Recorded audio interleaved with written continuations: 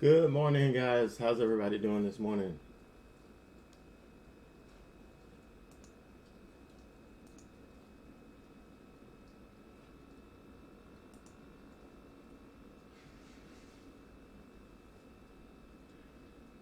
And I'm doing fine, but this is like the third day in a row of just rain all day.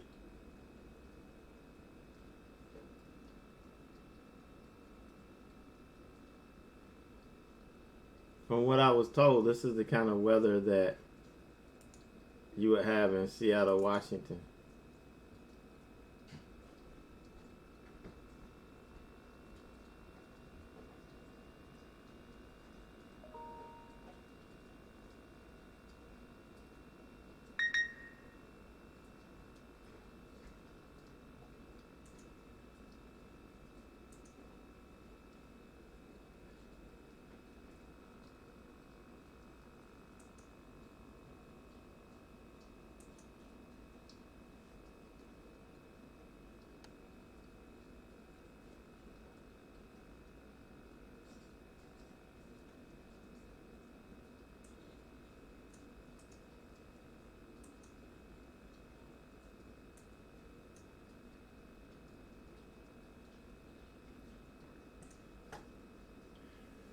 All right, so hopefully, um,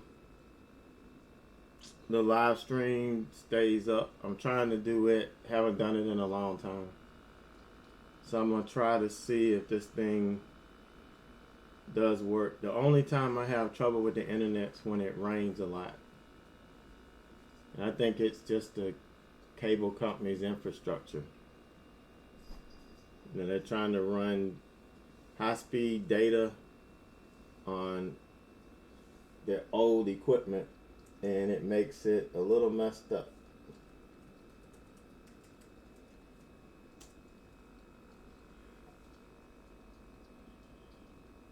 So we'll see. Yes, it's cable internet.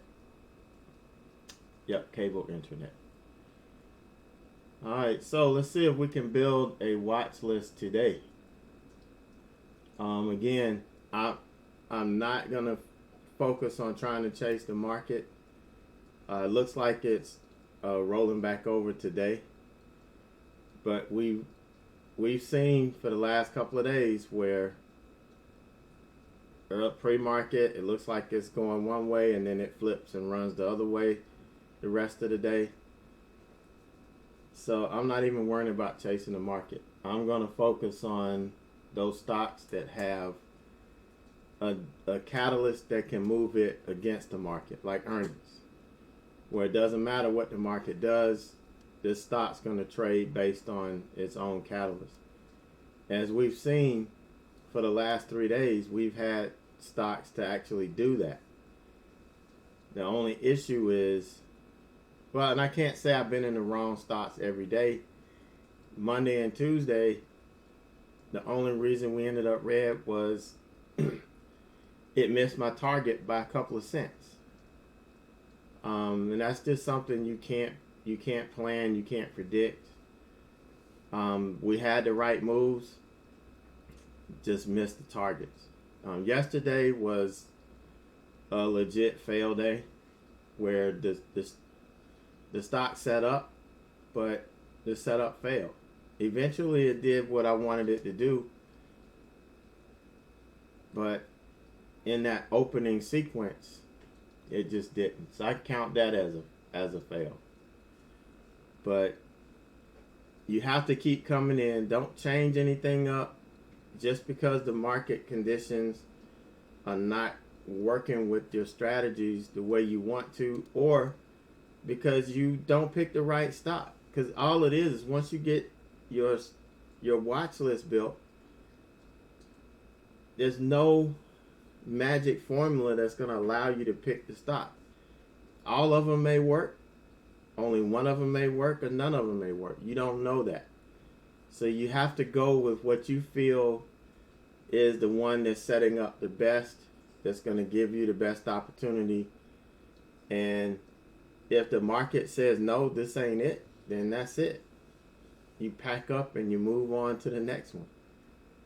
And that's kind of the mindset we've got to have. And that's what I've been demonstrating for the last several years. That's what I want to keep doing. Is look, you just have to be consistent. If you do that at the end of the week, at the end of the month, you're going to make money. Now, we may have a red week. This week may be a red week. I had 3 or 4 last year. And this is the first quarter, so I wouldn't be surprised if I don't end up with 1. And it's just a product of the market that we're dealing with. So if it is, so be it. We pick up, we move on. But at the end of the month, I'll be depositing some money. And I'll be smiling and doing my jig, dancing my jig. So the first one up is ZM. And let's get the chart up here. And this one, I was looking to trade this on earnings yesterday, but it threw that loop at the close and just made me realize, hey, I was wrong in my thinking. In my mind, because this stock is doing so well, because of everything going on, because of the coronavirus and businesses not opening up, and they provide the platform for people to meet. And I felt this was the guidance was going to be good, and it is good. But this is one of those rare instances where the guidance is good, but the stock gapped down. And I was thinking they gapped it down yesterday morning because it was going to gap up. And you could see it held. Let me back up a little bit. It held this level here all day. And I felt, okay, we'll just sell off into this level again. And this is where we're going to bounce from. But it took off. And it ran up into close, which is one of those signals for me that, hey, if you're thinking long, it's probably not going to gap up now. Because typically if a stock is running up into the close, it's not going to gap up. Now, there are some that go against the grain. It's always going to be that. But from what I've seen, and part of my strategy is, if I'm looking for something to gap up, I want to see it sell off into the close. And this didn't do it. So left it alone. But right now, I thought we were going to recover yesterday after the close, and that we would be waking up to it gapping up, but no go. But this one is on earnings, did report earnings yesterday, so does have its own catalyst and should be able to move opposite the market if you get some good volatility going in it. Now these are the levels we've already marked from yesterday. Really don't need to mark anything else. Let's just put the 52-week high up here. I really thought we were going to take this out. I'm not going to lie to you. I thought this was going to get blown up through 125 yesterday, but it just didn't do it. And there's nothing wrong with having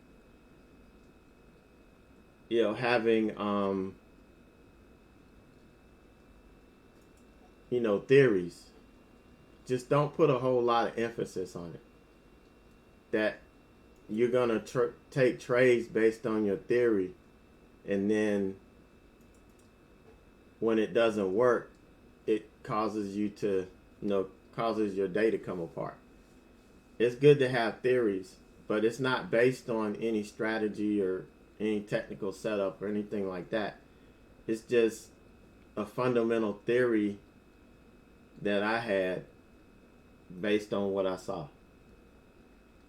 And that's all. Not putting any more emphasis on it at all. So, oh, got my pad buried here. Start a new page. So we're gonna watch ZM today, which is 1. All right, so this is 1. Now ZM, just to kind of classify that, this is one that can make some really abrupt moves. So you don't want to size up on this. You don't want to roll the dice. If you're not comfortable with stocks that can make multi-point swings in one candle, you probably want to trade half size. You know, because 100 shares of this can, if it gets going in the right direction, can, you know, give you a pretty decent day.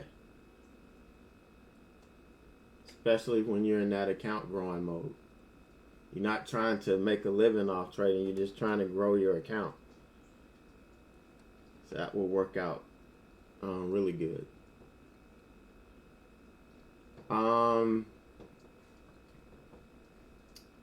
Let's see. I'm just going to look at earnings first, and then we'll come back and look at everything else.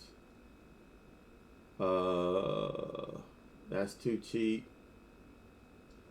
That's too cheap. Because remember, whenever you have a lot of stocks like BYND and Roku and those that are moving with the market, they don't have a separate catalyst. That's going to kind of be my last choice. I'm going to look for stocks that have my favorite catalyst, which is earnings, which would actually help the stock move against the market if need be. Those are the ones I'm looking at. So MRVL, I can't say this one disappointed because, you know, based on the earnings whisper score, yeah, this excuse me, wasn't going to give that big of a move. Eventually it did get through 25, so you're talking about a 2.5 point move, which I would like to see maybe a 5 point move or something like that, but we didn't get it out of this. I'm gonna put this on watch because this does have the potential to get going if we get the volume, if it gets some attention this morning. So we're going to go ahead and mark our pivots. So for me, you guys know, I don't calculate pivot points. All I do, a pivot for me, God dog it, it's not snapping right this morning. A pivot for me is a spot on the chart where the price action changed direction. So when it goes up and it changes direction, the top of this is a pivot. And that's a scientific definition. So if you have a science mind, if you're an engineering mind, you know, a pivot to you is going to be a little different. It's going to be just like mine. I'm just looking for a point where if I put a flat board on it, it can pivot one way or the other. That's how I see it. And these levels stand up to the test of time. So if we get going to the long side, we've got some pretty decent windows on this. So now let's take a look short. Oh, I didn't get this. Do we have the windows of opportunity to the short side? All right, so first off, I see 24.94. That's the 200. We're sitting in there. Let's mark this. Already, I think we may have too much traffic on this. But let's just go through the process here.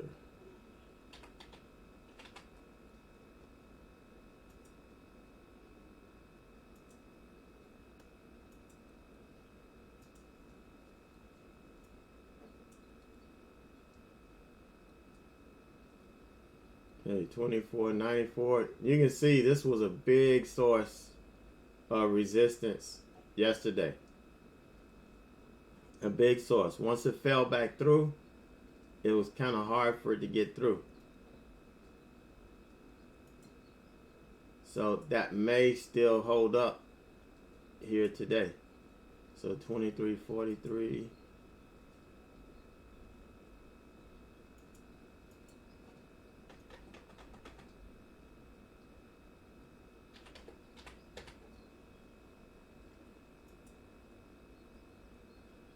I'm also bummed that I didn't get in ALKS yesterday. I mean ALK yesterday. I don't know why I keep wanting to add that S onto it.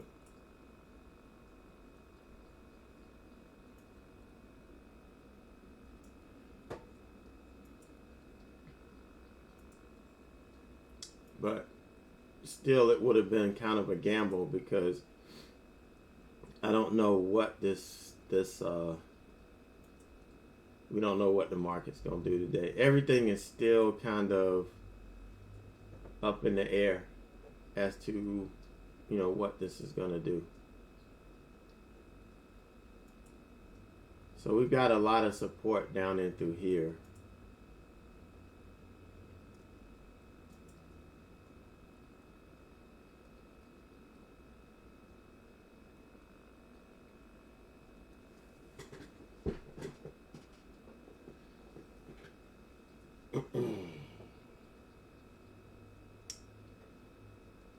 All right, so we will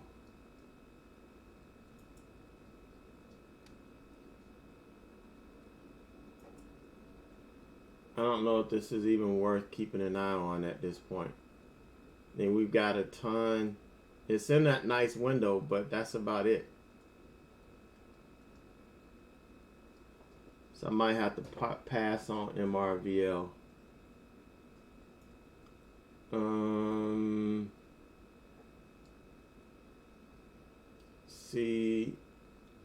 CIEN. Let's take a look at that one.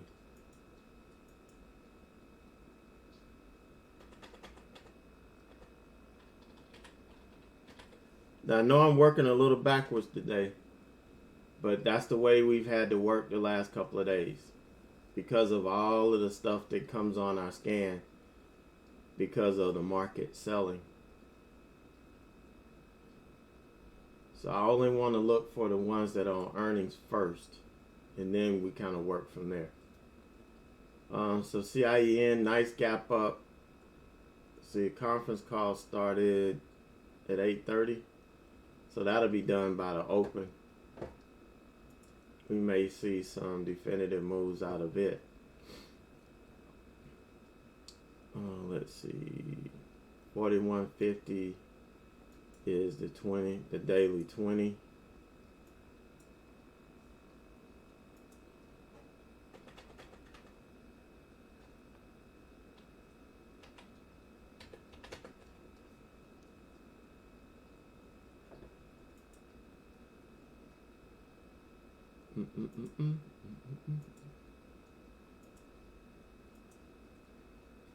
Man, I love the ones that are gapping up to like 52-week highs or gapping to 52-week lows. There's not a whole lot of marking I have to do. I just mark the 52-week high low and then that's it. Makes me lazy. But we don't have any of that clean action this morning. So we have to look for windows of opportunity. And I'm not a scalper, so I'm not looking for, 40, 50 cent moves. I'm looking for multi-point moves.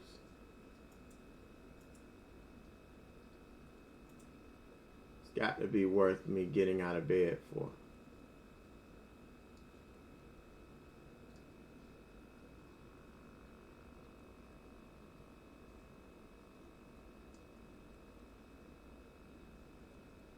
40, 46. And we're just all in around these moving averages on this one. 40, 46. It's another one that may just be too crowded for its own good.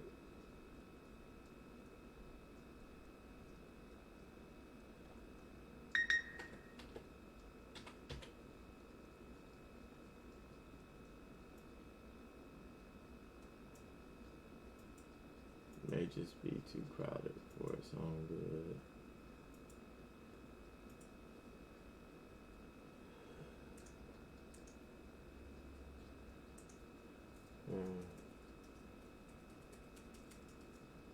Got logged out.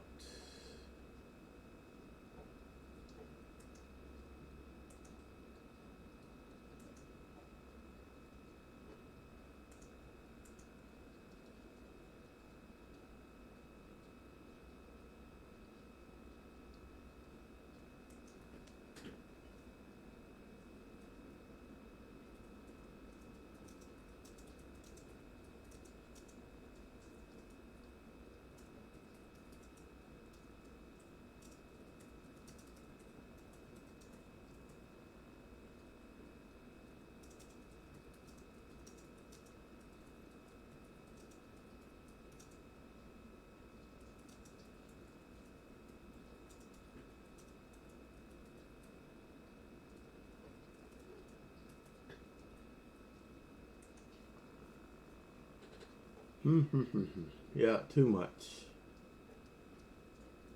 It is just too crowded, and I don't understand. A lot of these just don't have a whole lot of room to move.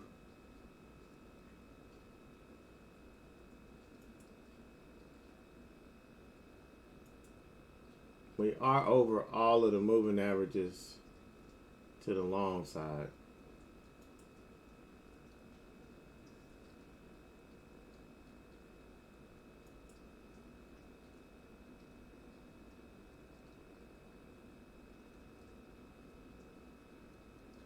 Just too crowded for me.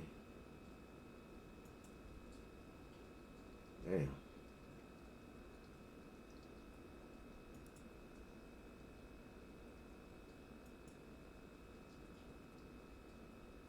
You can see us reacting to this 44.70. If we get above this, I like it. If we can get above it. So that's what's going to have me put this on watch. We just have too much support under that 44.70. So if we get above it, it'll be in play for me today. If not, I don't want to short it into the mess that we have.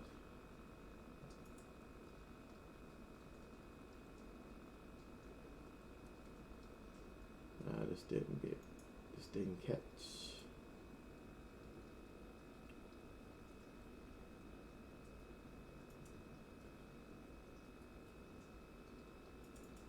Because when I make a watch list, I like to watch these stocks all day.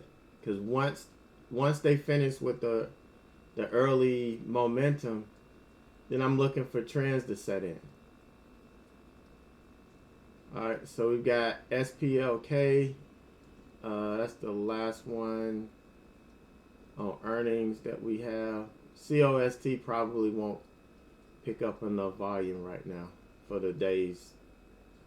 But SPLK, that'll be the last one on earnings we look at.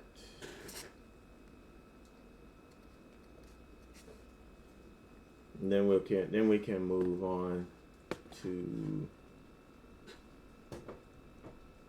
the next one. SPLK. All right, good morning, Daryl.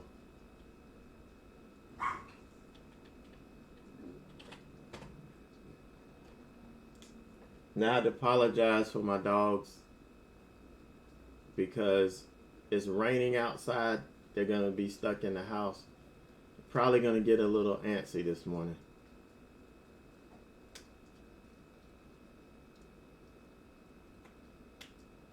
They are high strung, to say the least. Alright, so this one has a little bit of juice to it here.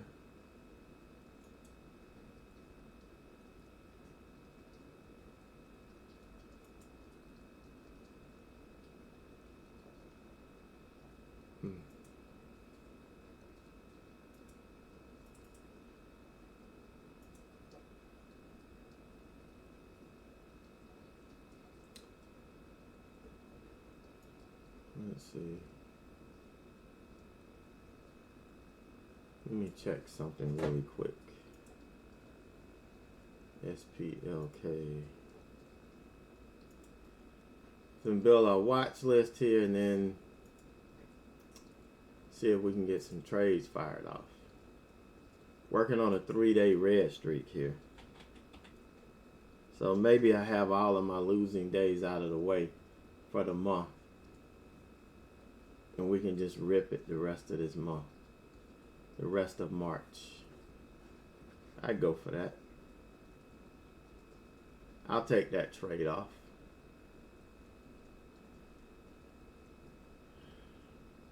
Yeah, this thing's pretty wicked. It's got a $6 ATR. So it's pretty wicked here. So let's mark 158.40. That's going to be the 20. So this could be a good target for it.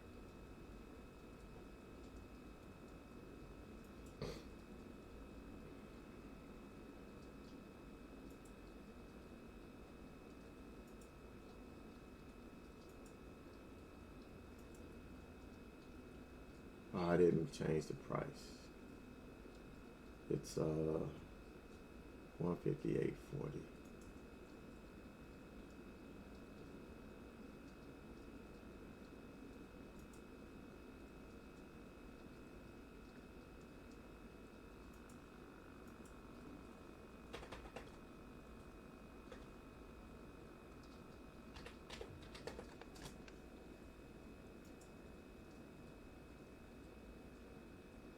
And then we've got, what's the 20? 158.03. So we got less than 50 cents between these two moving averages. 158.03.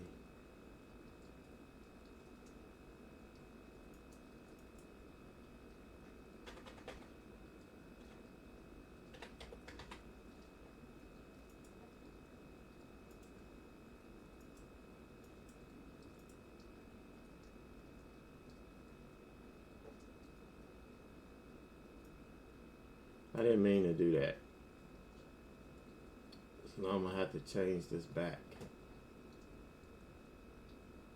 And then 147.39 is going to be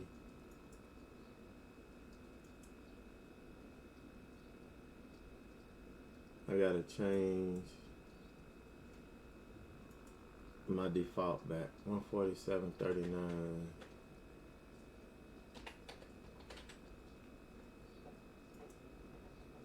Now it's going to be the 90-day. It's going to be the 90-day. All right.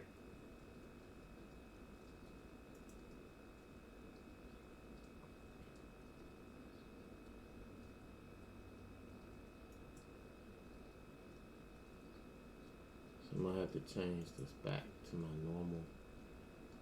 So the green dashed lines are going to be my daily levels. These are levels that I identify from the daily chart, which I call pivots. Some people call things differently. You know, trading is an art form. It's going to look different to everybody. People are going to use the same terminology for different things.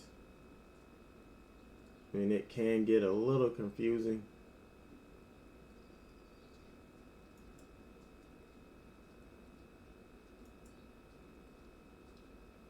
I forgot to set it as my default.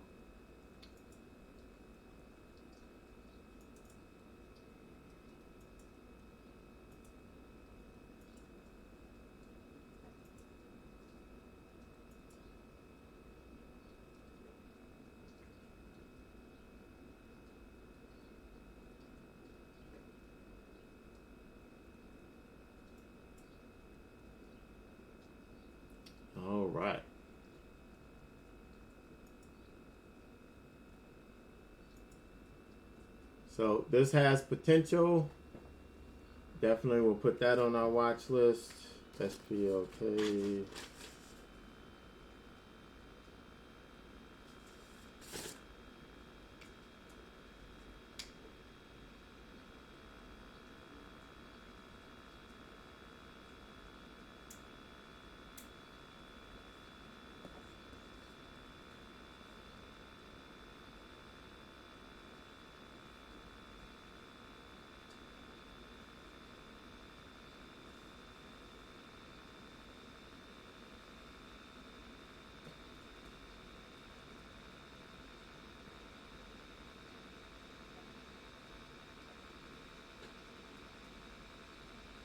All right.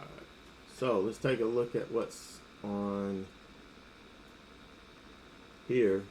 You know, we got our old pal Roku, BYND. A lot of these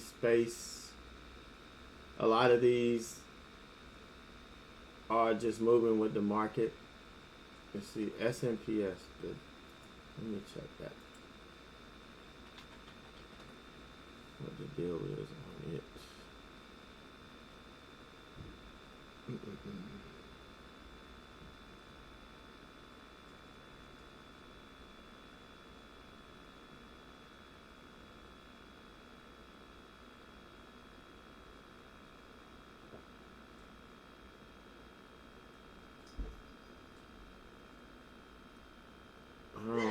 Don't really see any news on this.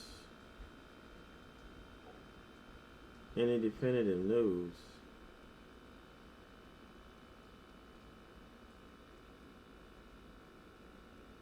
Or any catalyst that I would trade. Looks like there was some insider buying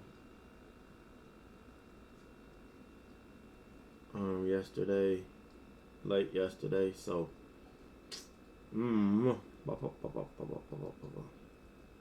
nothing really that I would jump on.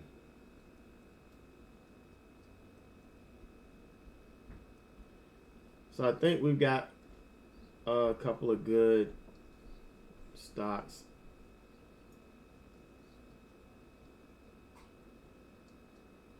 It may be pretty good on earnings.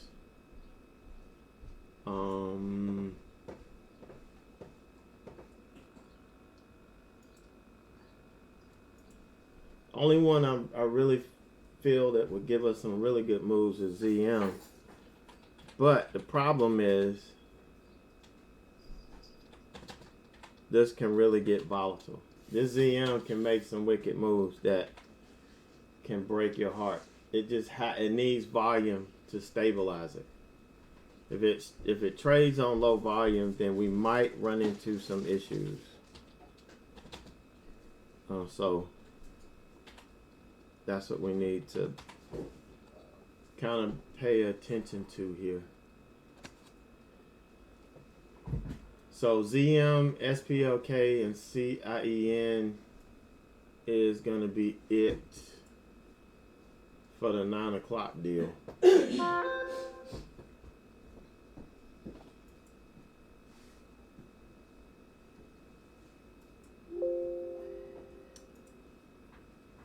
going to be it for the 9 o'clock.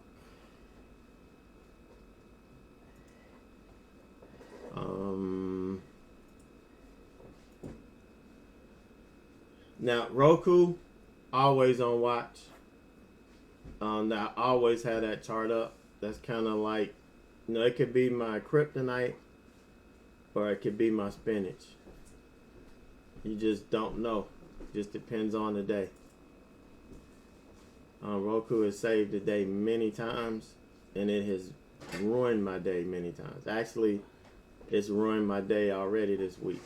So it's just one of those. But I keep it on because it is one of those few stocks that are tradable without any definitive catalyst. It just trades.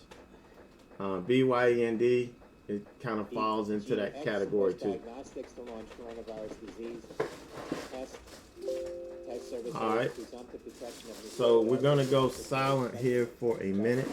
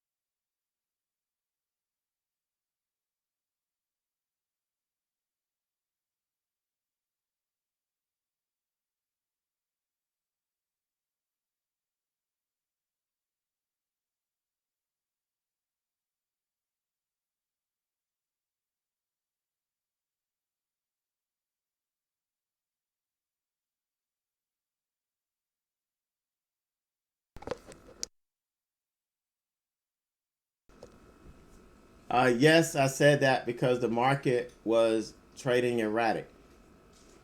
I was trying to follow the market. It was trading erratic, and I shouldn't have been trading it at that time.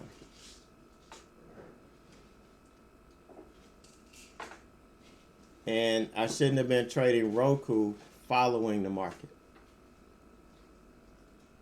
If I'm going to trade Roku, it needs to be moving on its own, which it does a lot. But trading it following the market, trading any stock that's just following the market is not what I do, because you know the market could swing at any time. It could bounce at any time or sell off at any time. And you don't want to do that.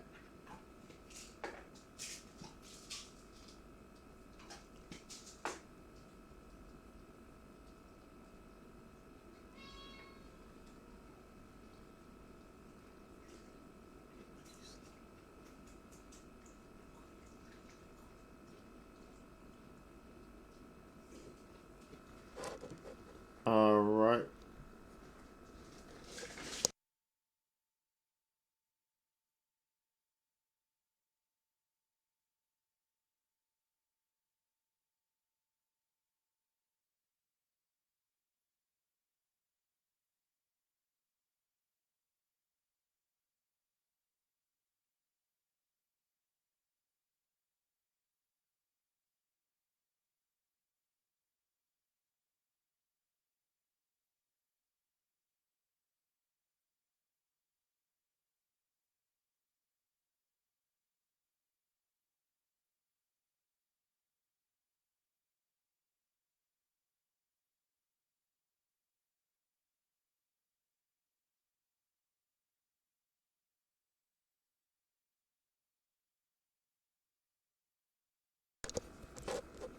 VIPS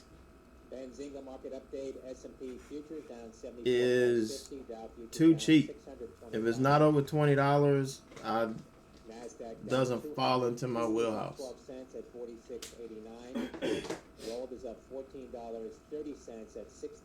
I've got a pretty large sweet spot between $20 and $150, but you know, anything that falls out of that, I typically don't watch.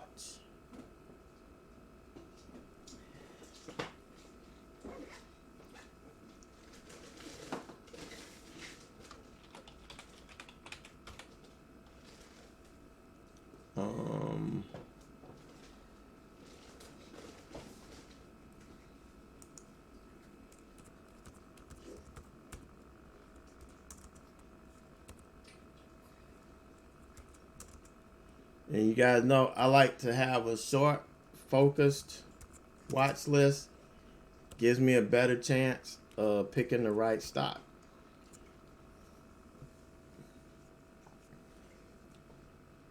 Even though sometimes it seems like I have a talent of picking the one out of 3 stocks, I'll pick the one that doesn't make the move. I think that's a special talent.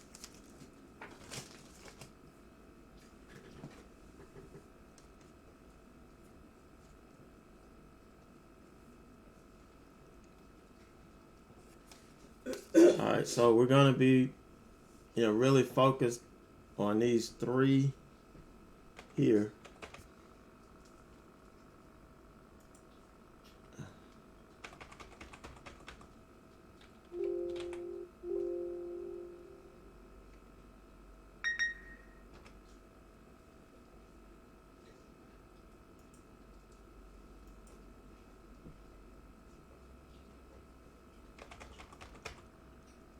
See, we got ZM, SPLK.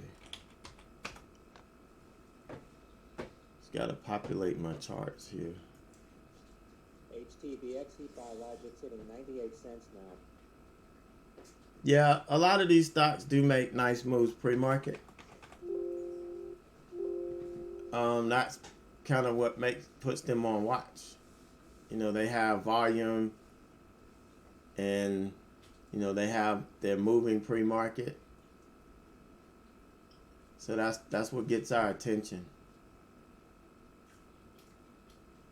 So I really think ZM is going to be in play today. The question is going to be, will it set up? Will it give me the setup so that we can trade this? That's going to be the question.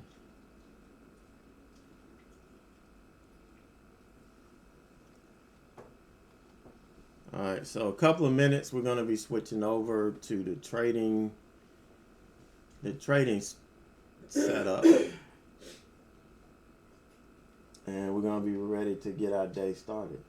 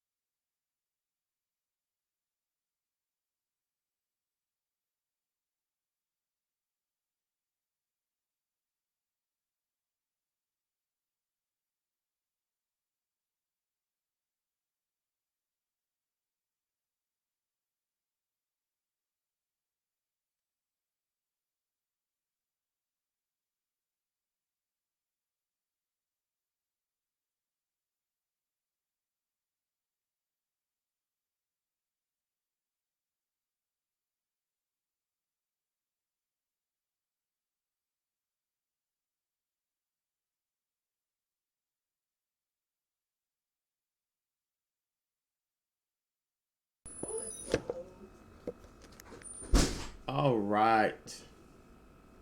Let's get switched over here, see if we can make some money this morning. Make a few bucks.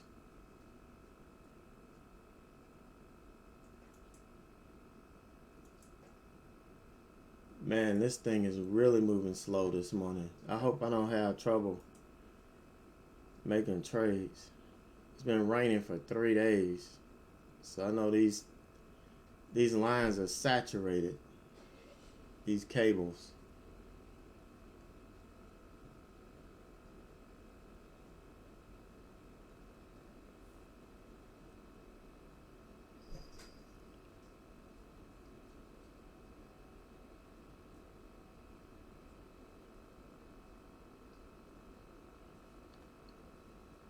Yeah, we're having some problems today.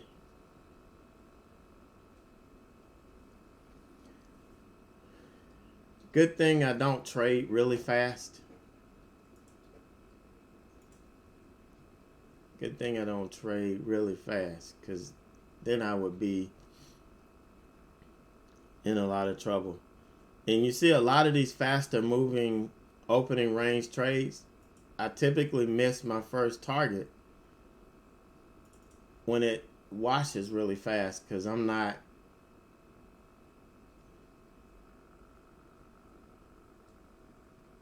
I'm not a really fast trader.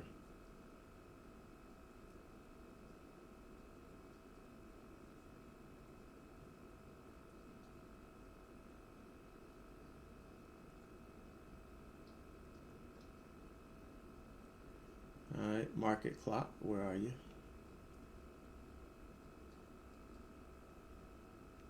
Oh my God. It took out half my damn.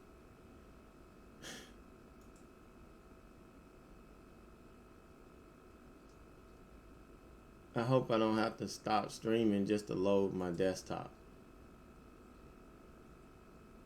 It looks like this is the kind of day I'm gonna have with this, where my desktop won't even load.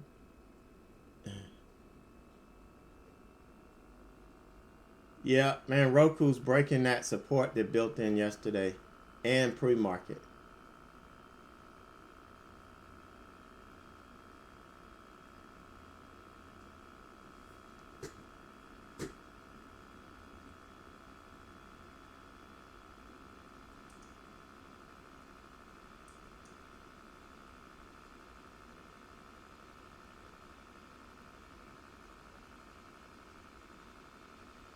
That 107 level has been holding up. HOV Aluminium reporting a loss of $1.49. What is wrong with you? 94.1 million for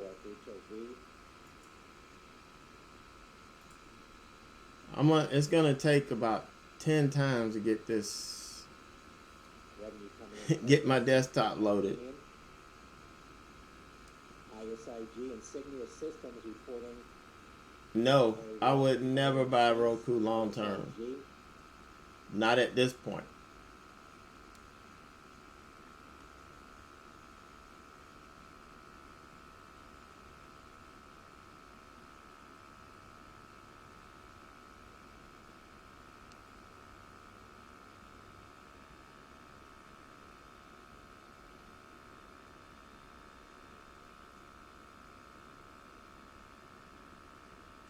Thank you. We finally got it loaded.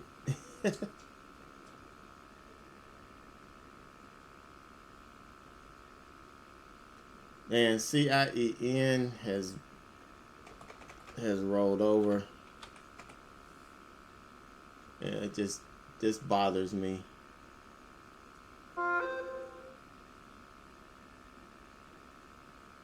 This just bothers me.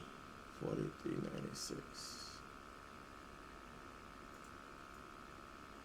They don't even give us a chance to trade it before it just makes crazy moves in the morning.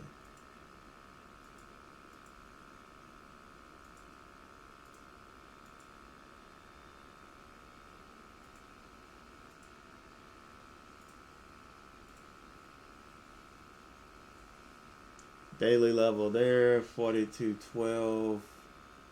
We're right at this, not a vertical.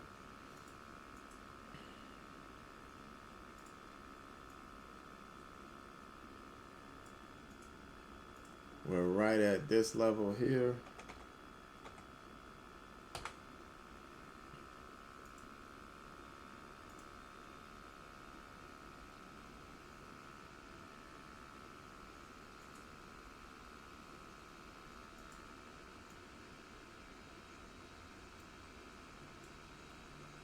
$40.76.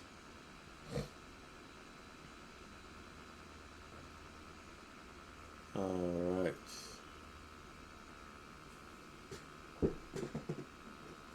Gotta keep an eye on Leo. He might try to escape.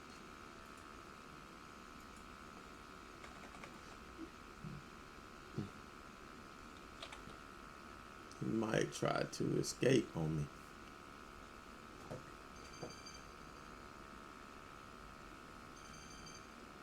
Alright, so ZM.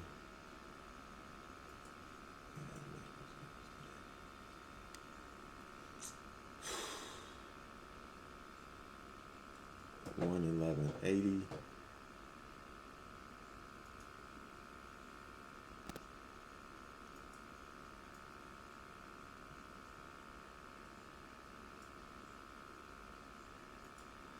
All right, so I'm still gonna look at my 113.36. Still gonna look at my opening range trades. If nothing really looks good, then after 10 o'clock we'll be in our trend continuation mode. We'll be looking for trends.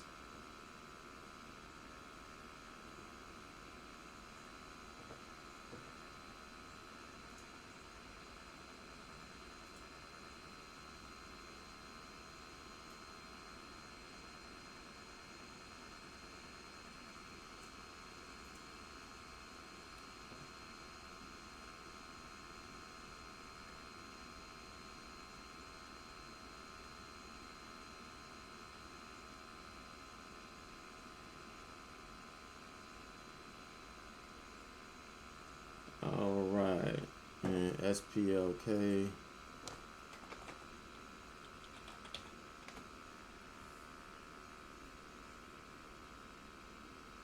SPLK.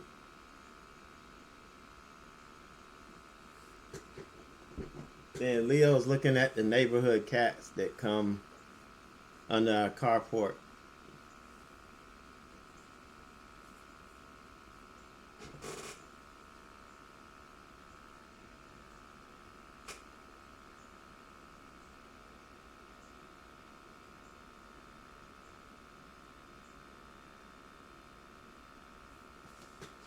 All right, 153.66. We got a lot of this doggone stuff.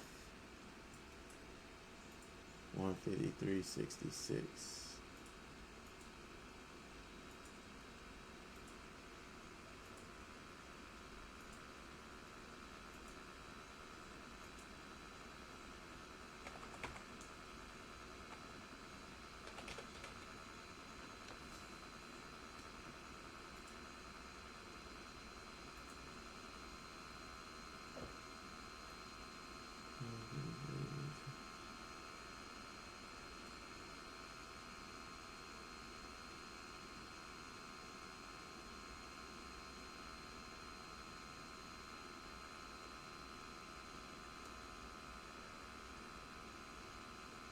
And these other ones I can't even see.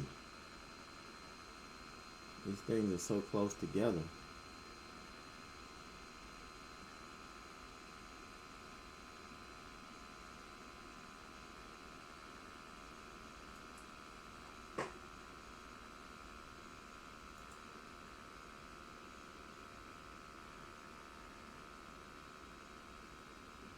$152.68.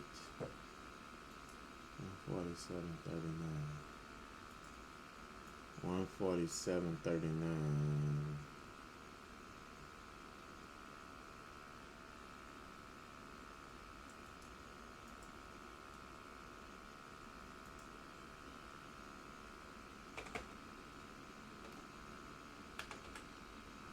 $147.39, and that's the 50 day. I mean the 90 day.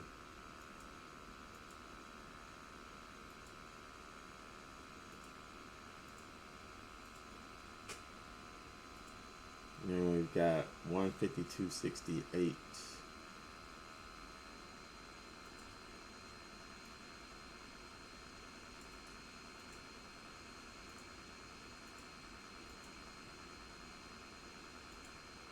All right, couple of minutes before go time here.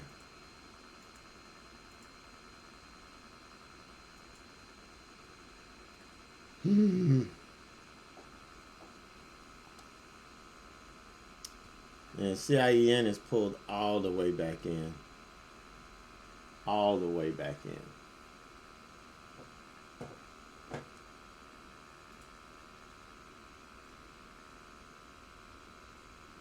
I think ZM might be the good one. The thing is, ZM, we've got the 200 on the 5 minute at 113.33, which is a couple of points. And this thing could run up and hit that at the open.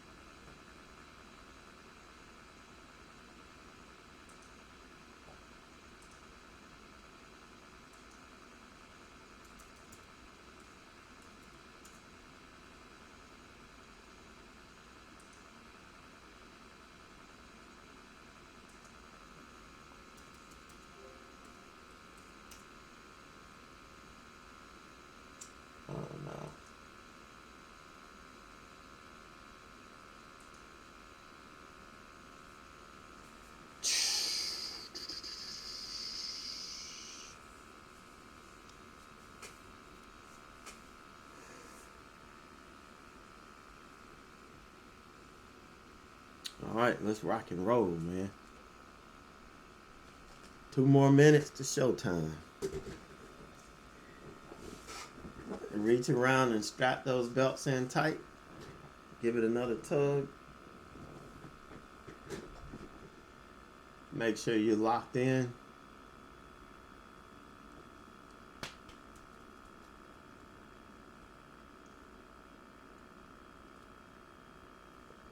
Hopefully I haven't drank too much coffee.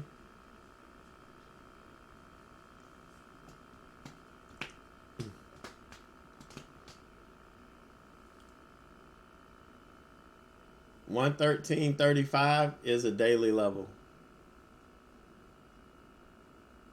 113.36, 35, 30, blah, blah, blah. Whatever it is, it's a daily level.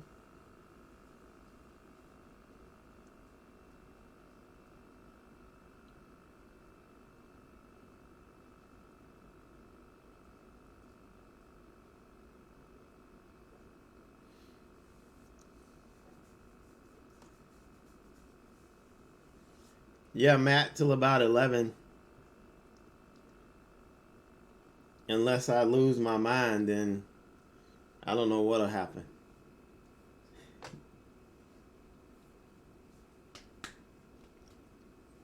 But I'll be on till 11.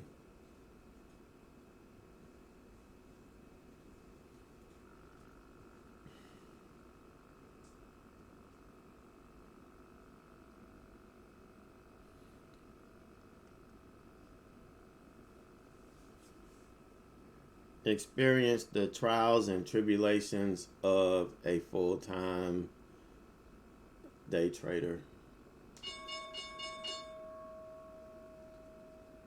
or trader, period. I do more than just day trade, so.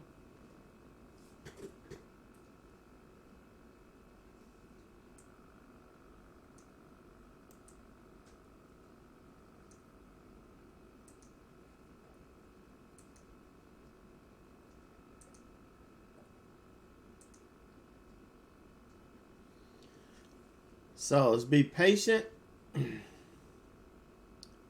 and let the chart set up. Just because some made big moves, see, just like I say, I wouldn't be surprised if we get all the way up to the 200 here on this move. It's trying. That's BLNK, blink charging, Bravo Lima November Kilo. And I've got a performance problem detected on Thinkorswim. Of course. Getting a pop here, $2.50, up about 4% now on BLNK on that press release. But it's gonna be that way. My internet is definitely slower on days like today. There we go. There's a 200. People that are feeling sick should go to work. this is just more fake news and disinformation by the Democrats.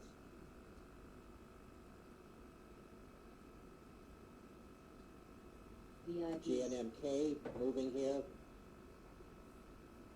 Alright, I need to turn Benzinga off because Genmark Diagnostics. we don't need all of that. Michael Kilo. I don't need noise in my ear at the open.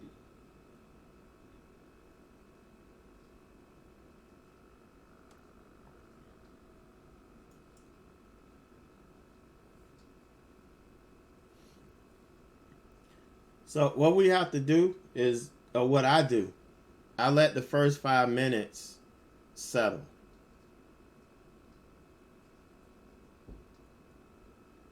I gotta let the first 5 minutes settle, and then I can take it from there.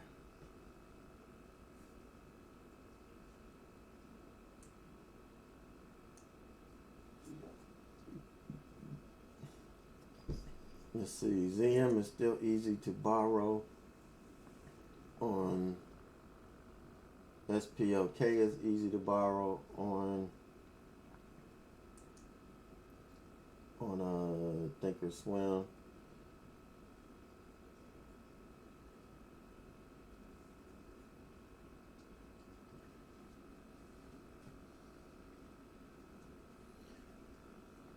Yeah, I want my thesis on ZM is long. That was, I think it sold off arbitrarily yesterday on earnings because I was expecting it to gap up. So I do think ZM is going to recover today. But that's just my thoughts. I'm only trading on chart setups. So if it doesn't set up to the long side, then I'm not trading it.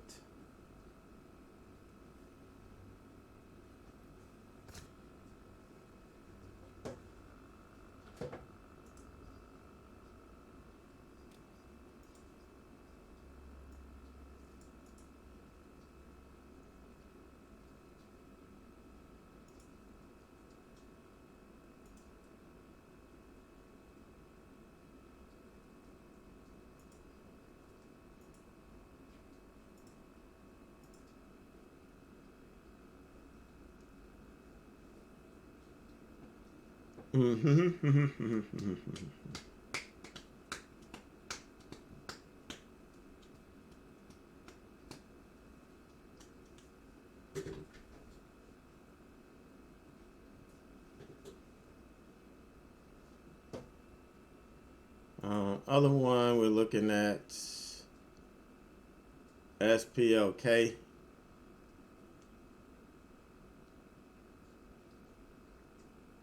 We've got a couple of wicked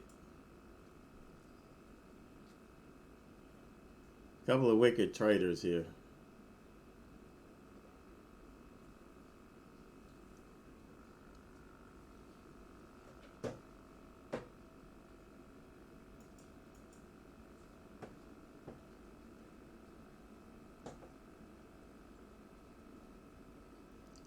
All right, let's see if we're gonna catch Zoom on this break here.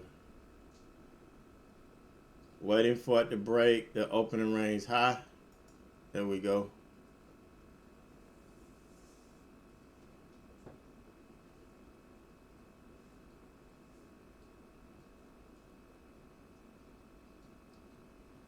See if we can hold it. VIPs.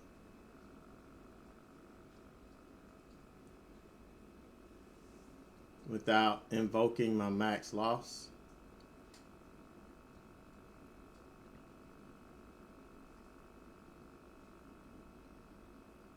See, red to green is where we're gonna sell half. All right, there we go.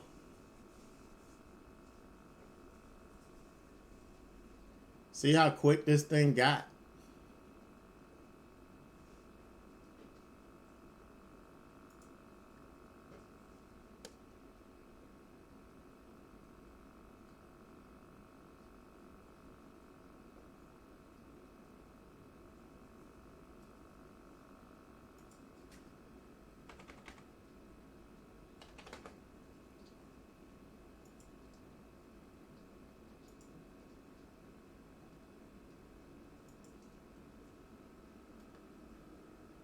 RCO.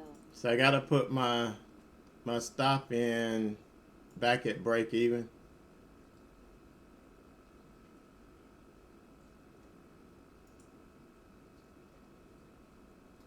See, 118.50, we're gonna cover half, another half, or sell another half. 119, come on. VIPs. Let's get 119. We ran to 118.50 so fast. I was thinking we could get 119 out of this.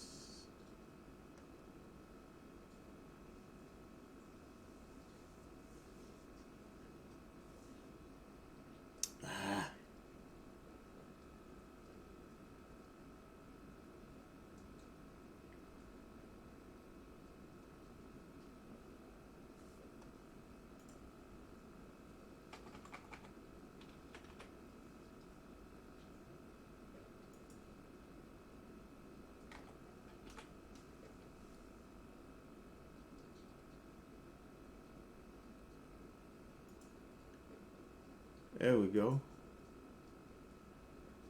My platform is not selling.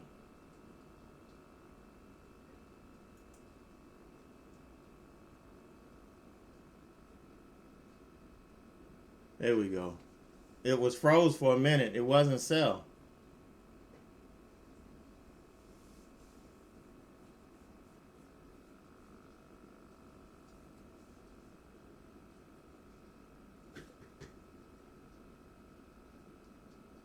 RCO.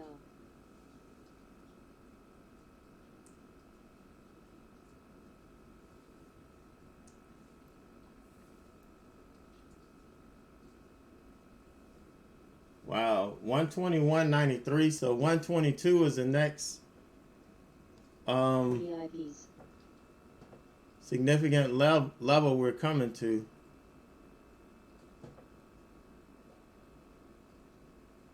So we'll be killing half there again if we can get there.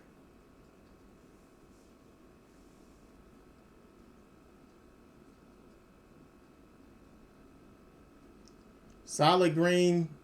I'm sorry, I'm just seeing your question. Solid green is the 5-minute opening range high. And solid red is the opening range low.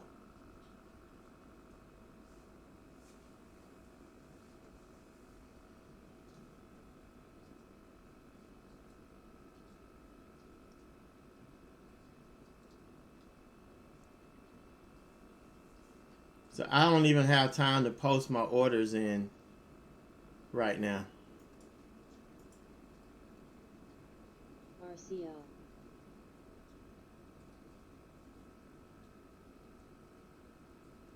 Come on, 122, baby. VIPs.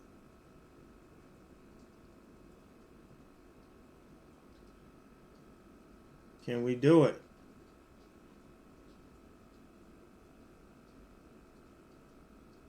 Come on, 122.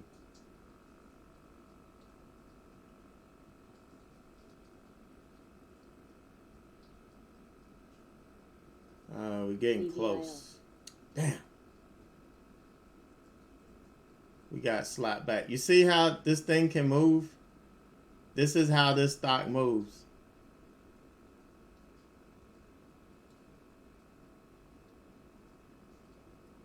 My profit stop is going to be back here at 117.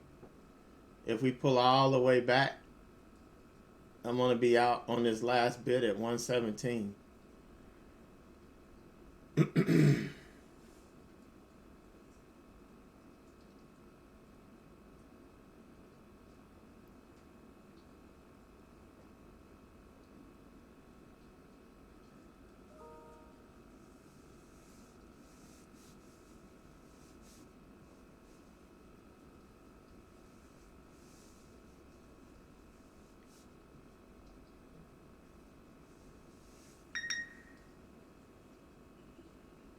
Come on, baby, give me 122.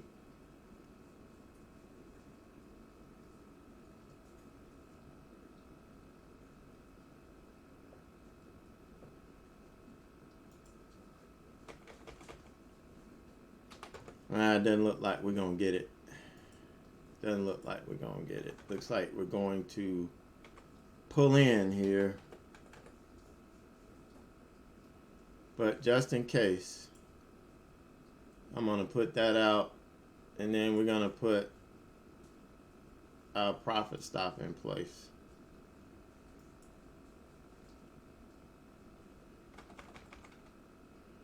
So now that everything is kind of slowed down,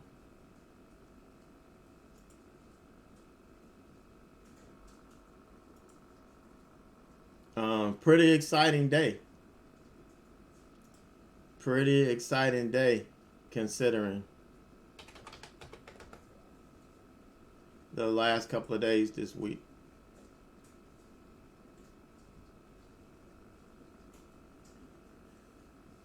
Alright, so I got my profit stop in at 117. If it pulls all the way back, we'll get out there.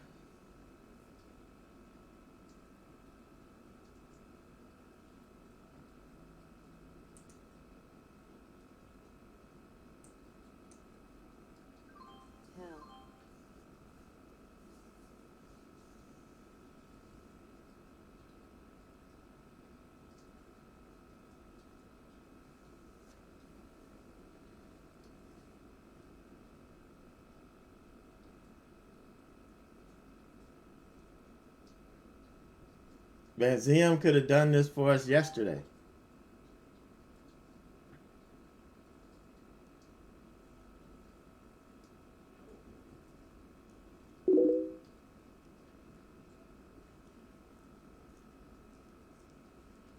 If I had caught it. That was kind of my mistake there. Was I didn't catch it.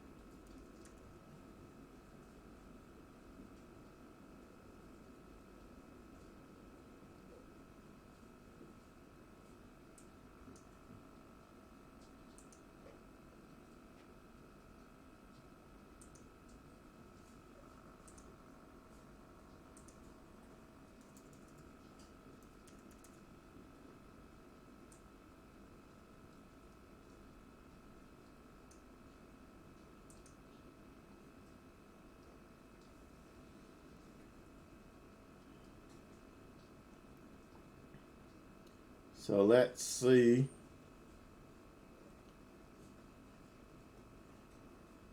If we're going to get some more out of this opening range trade and kind of go from there. Are we going to get 122? Hey, there we go. Got it. So I've got 25 shares left just to see how far we can go. And that's basically what it boils down to. Just to see how far we can go.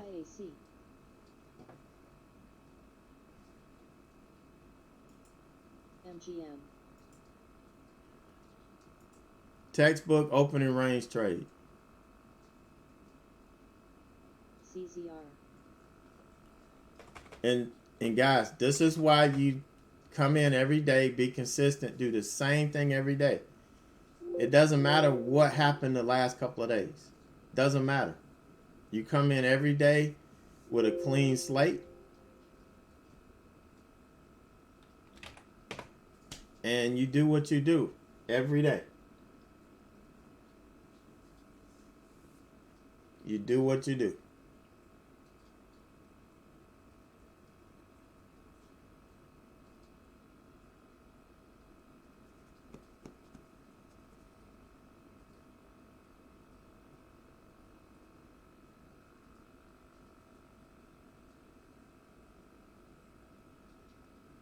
CCL. So 121.93 was the pre-mark, was a 52-week high.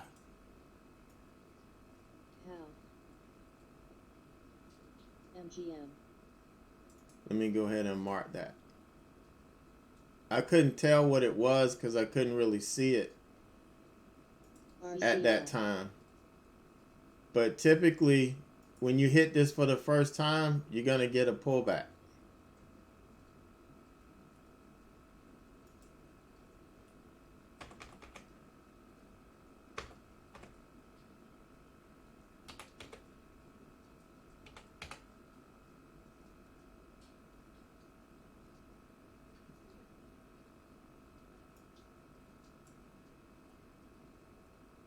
So that was a 52-week high. We're coming on a pullback here. I don't have to take I don't have to take this last 25 shares off.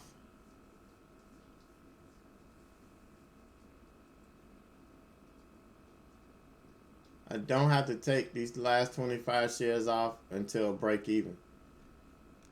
So I can leave this on and then just add to it if I need to.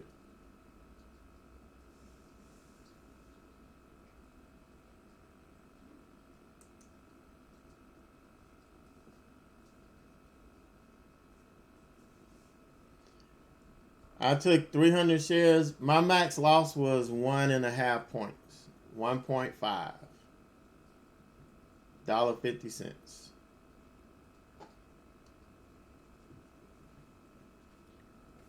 That was all I was willing to give it. Even though I know, and you know, here's the thing. We all have to make this decision for ourselves. And we all have to make that decision. But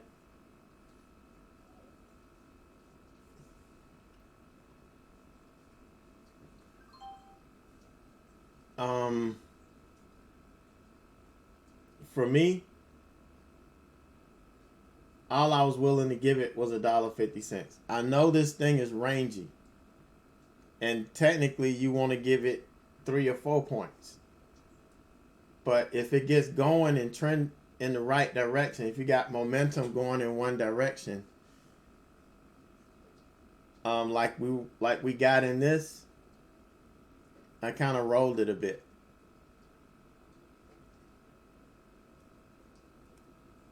On the break.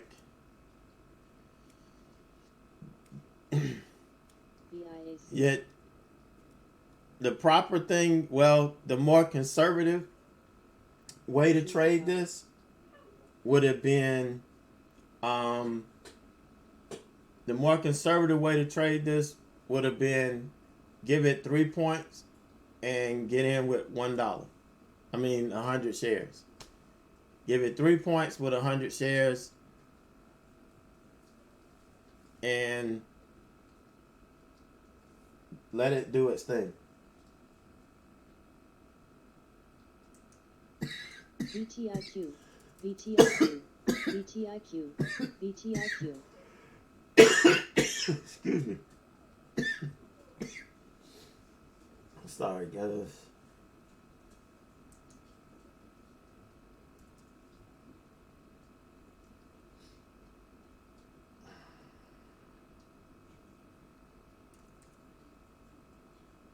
Pen.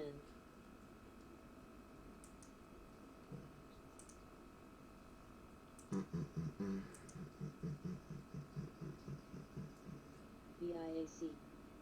AA.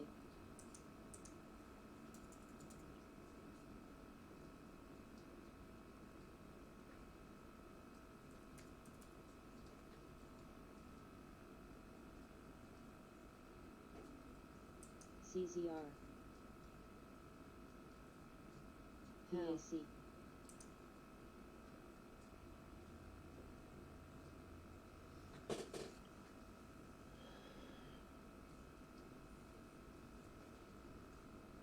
Yeah, SPLK triggered short.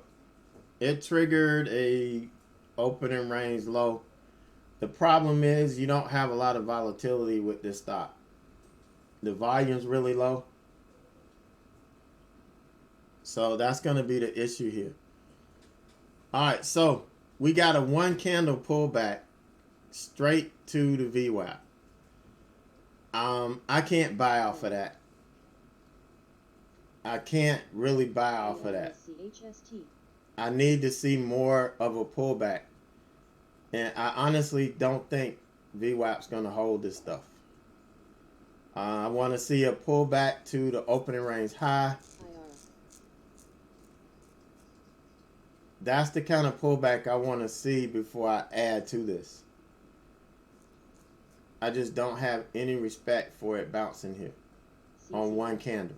It's just hard for me to respect that right now.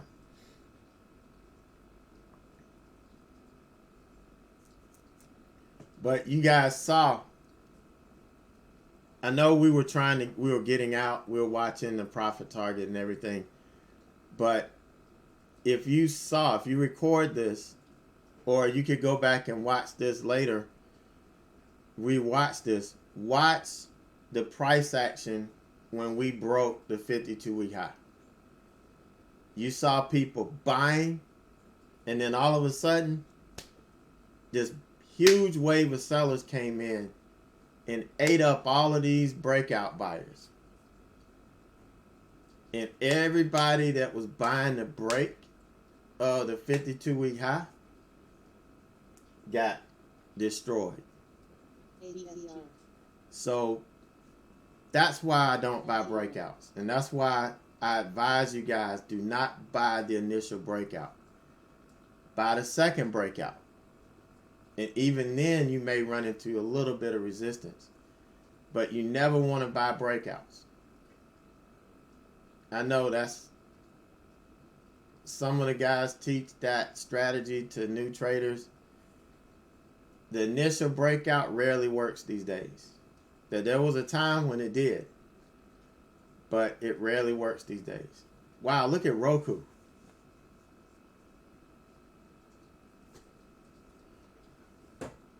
Let's look at Roku here.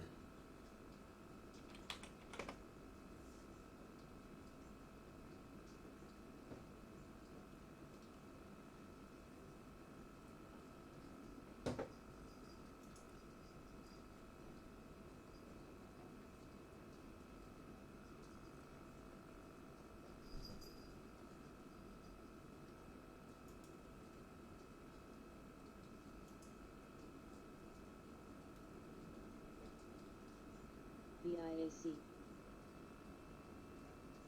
CZR.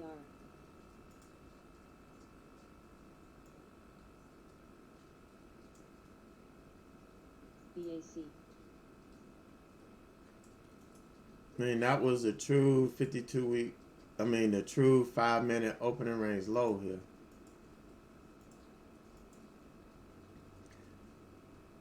So everything we were kind of watching today, CIEN's, it's making a move. It just doesn't have any volume.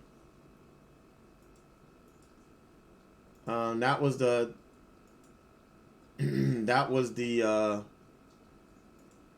hold up on that.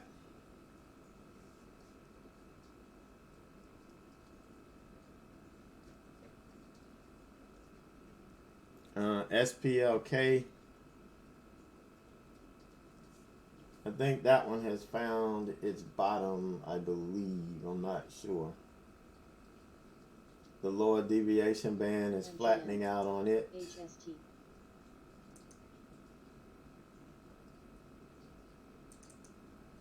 And again, I'm not sold on this bounce on ZM. So can't add on this. I need more than a one big candle pullback.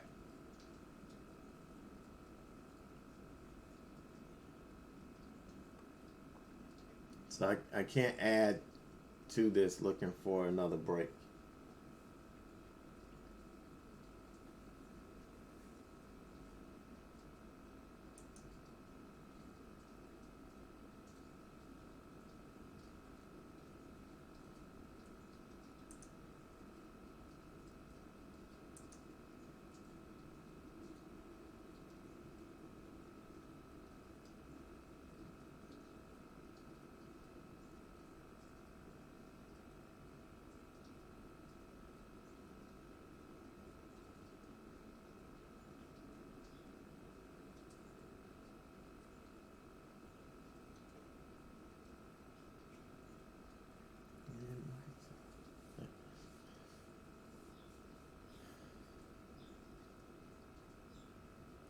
Yeah, that was that excitement.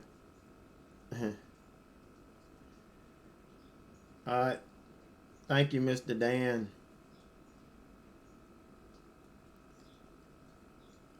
But this is what we look to do every day. HST. This is how it looks every day in here. Win, lose, or draw. For the last 3 days, these guys heard me crying. SCHW. Trying to find something to blame it on. When actually, you can't. There's nothing to blame. BAC. You just look yourself in the mirror, say, suck it up, buttercup, and let's get after it tomorrow.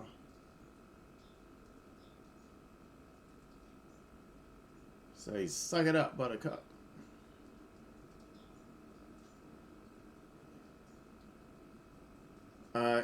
I'm still not gonna buy anymore.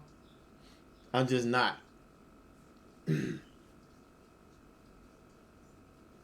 I don't have faith in a one big candle pullback. I just don't.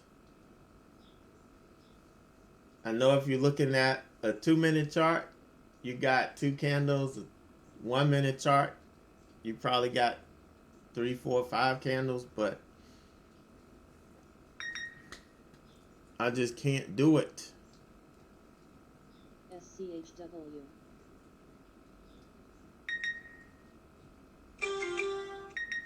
JBL. My phone is just going crazy. Does that mean something's happening?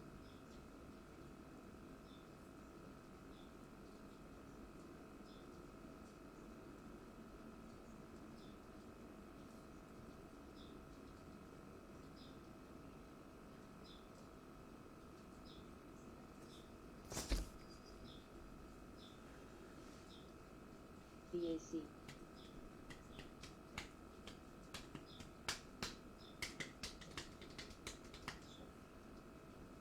And this is usually what happens every day.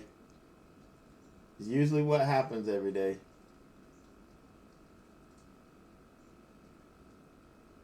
When that first 30 minutes, that's where all the excitement goes.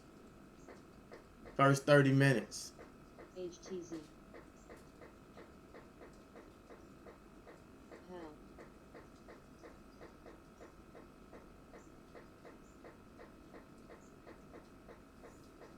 MGM.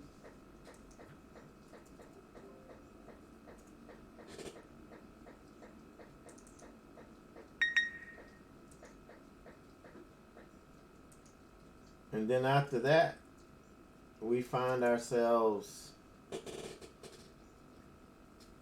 singing lullabies.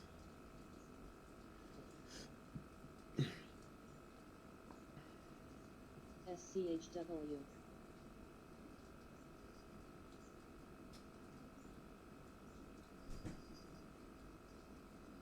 What are you doing, Leo?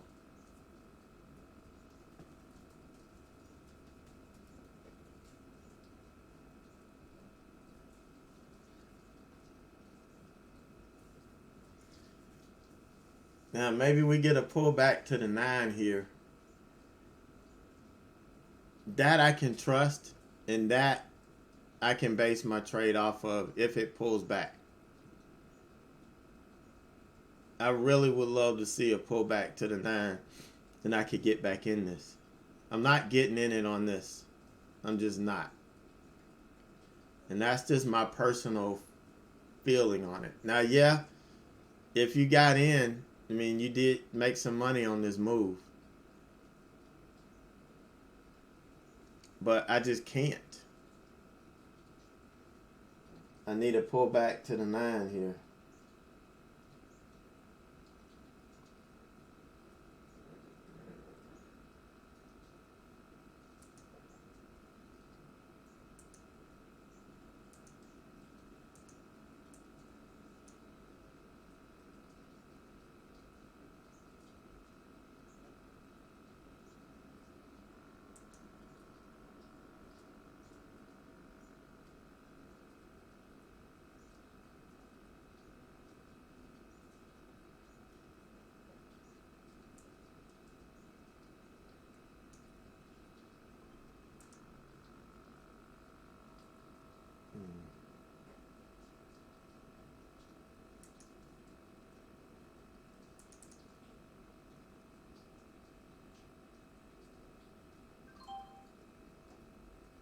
AHPI.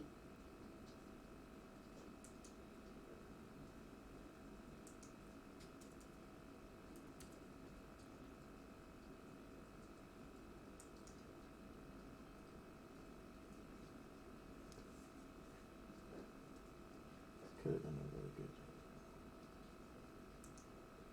job. AHPI.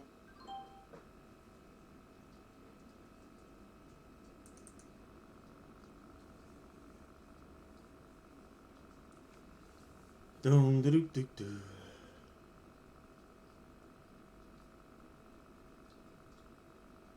I need this back to the 9, please.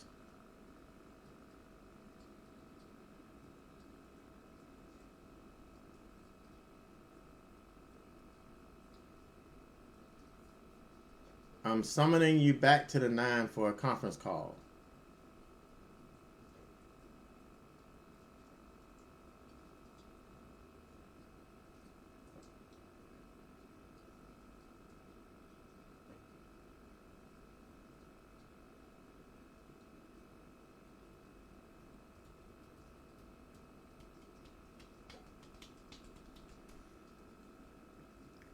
All right, so nothing else I see.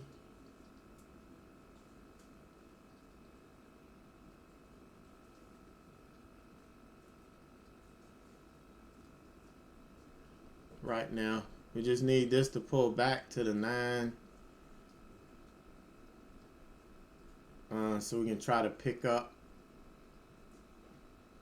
trade up. Nothing else on our watch right now. SPLK MGM. did it sell maybe a trend continuation on this, but it's really, really weak.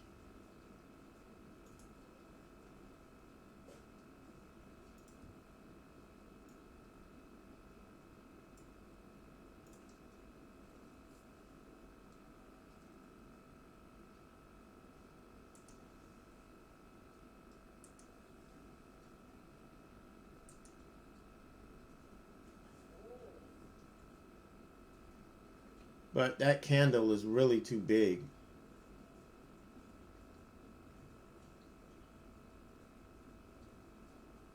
Dis.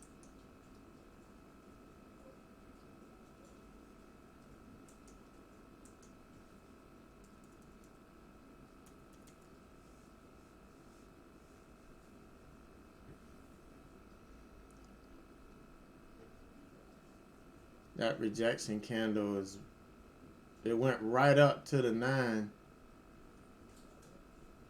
But let's see what this thing is going to do. If it's going to give a trend continuation entry here or not.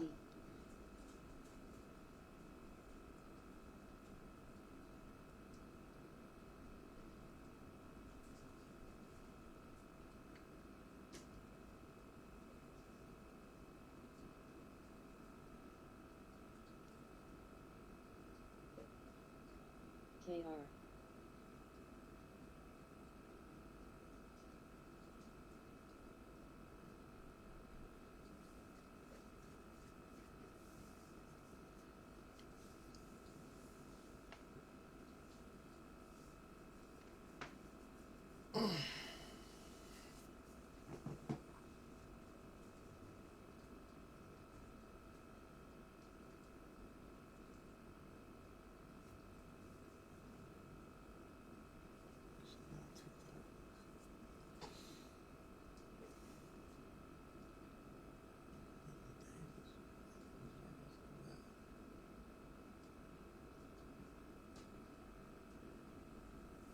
Yeah, this one's still grinding up.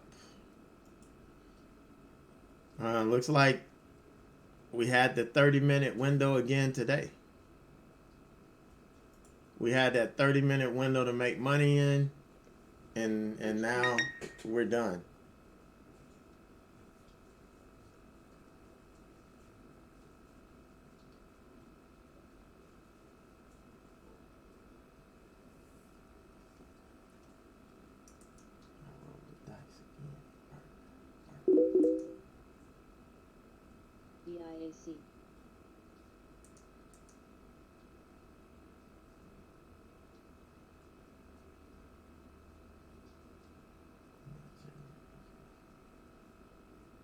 AJT.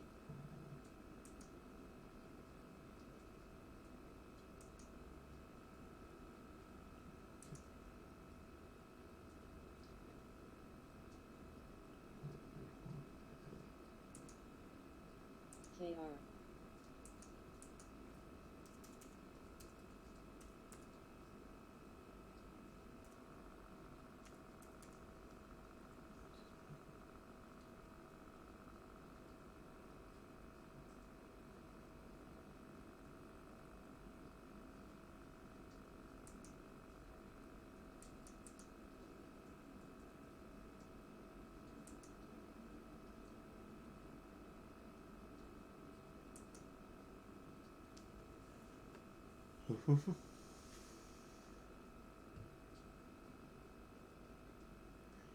Yeah, the ORBs, when the market is giving it to you, is nothing finer. When the market is kind of iffy, then that's when things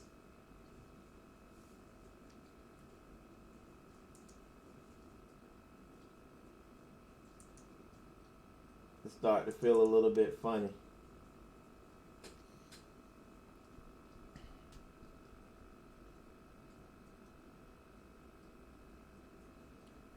Yeah, but this is a typical day.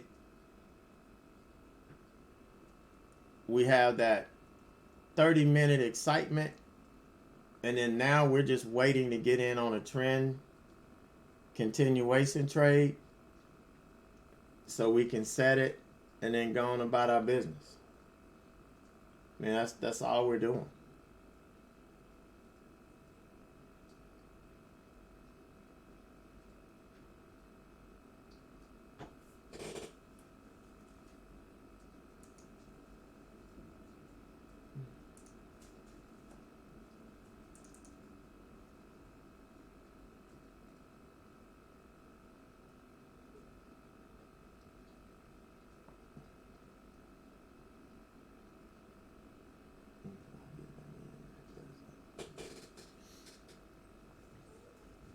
All right, here comes the multi-candle pullback that I want to see, but it needs to get closer to the 9.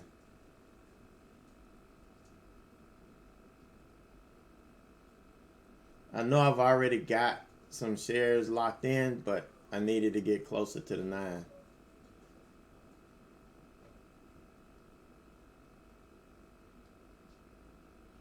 Because that way, if you're not in, that would be the best way for you to manage your risk.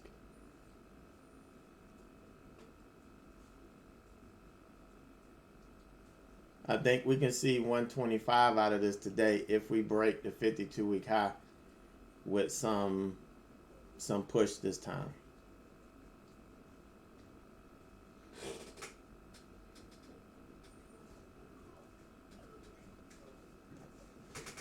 These dogs are driving me insane. Here's what's going to happen. Y'all are going to see that it's still raining, and then you're going to turn around and go back in your cage.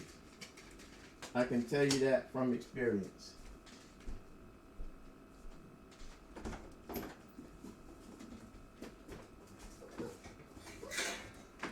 Come on.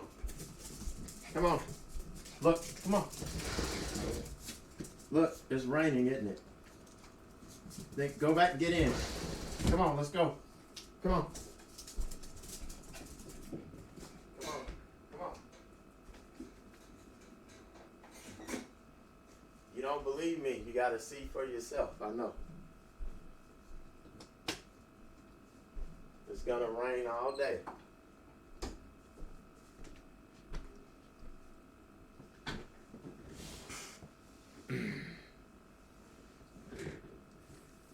Yeah, I guess it wasn't gonna give me what I wanted, but I still got a piece of the pie. So we'll see if it makes a higher high relative to this candle here. That's what we want to see. What's the high of that?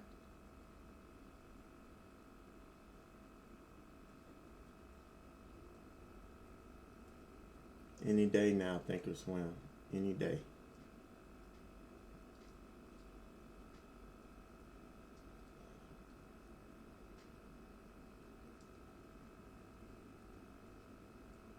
So it looks like it's got to get over 120.75 in order to be a player.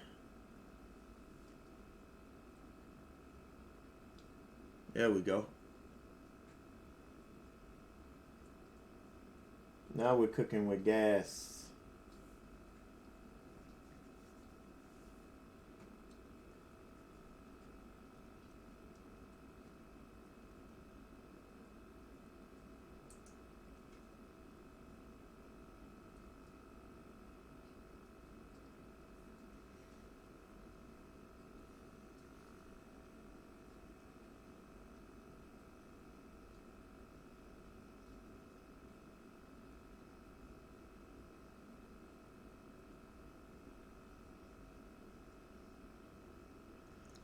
Kind of messing up.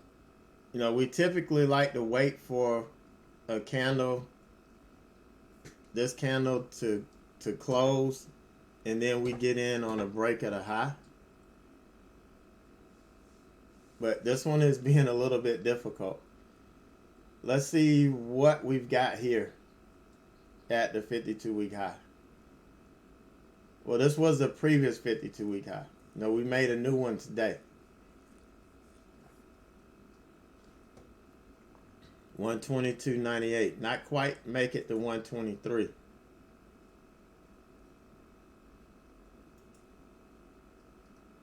Let's see if we're going to make it through this time.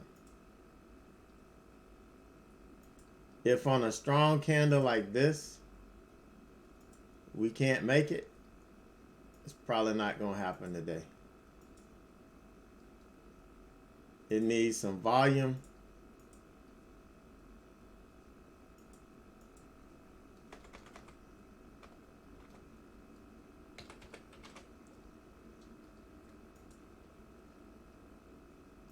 Need some volume.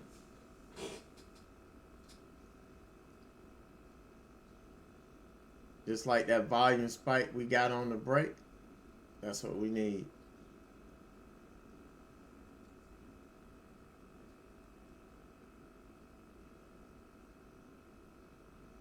KR.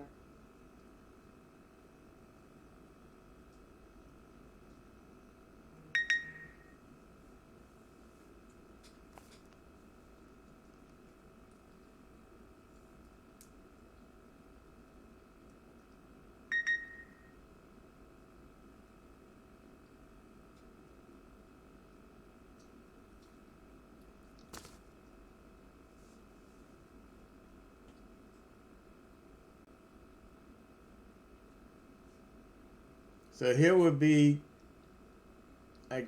I would say the ideal entry for the trend continuation.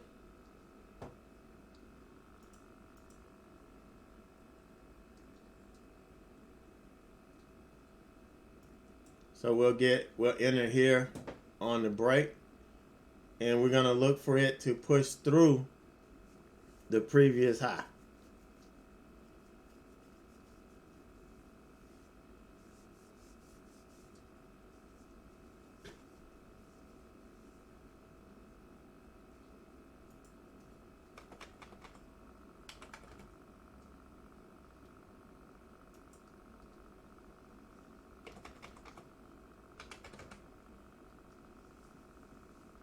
If it can't hold it, if it can't get there, then we send it packing. Through 123, I'll just take 100 shares off, just because that is a killer point. That could be a kill point for this trade. TDOC. So I'll pop through 123. I would grab some profit here.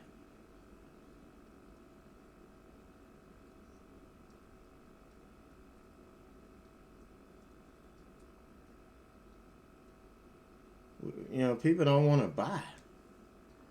You need to let it go through that. If you're going to sell, you want to let it go through 123.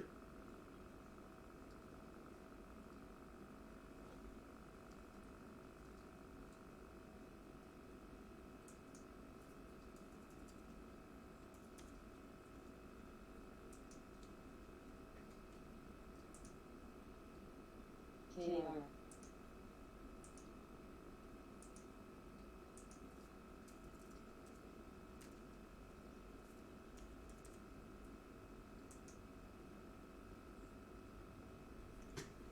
Oh, there we go. So I sell 100 shares. Still got 200 shares. Oh no. Dog it. I hit the wrong button. I didn't mean to sell half. I meant to sell 1/3 of it. Ugh.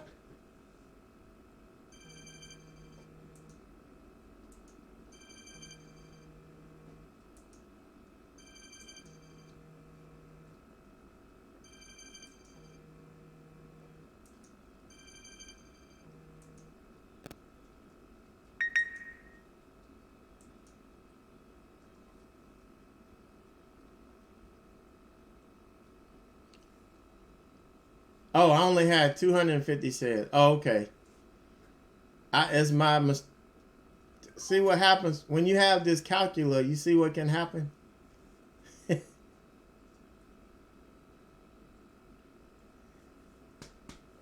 This calculator is no joke.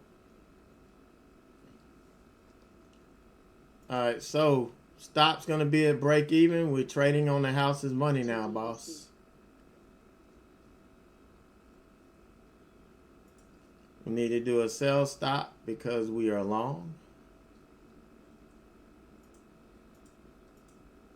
Our average 121.6. Let's do 121.70 to allow for some slippage.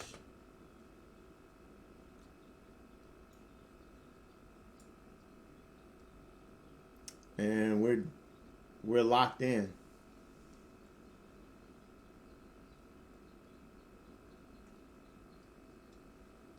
Still looking for 125. I'm seeking 125 here.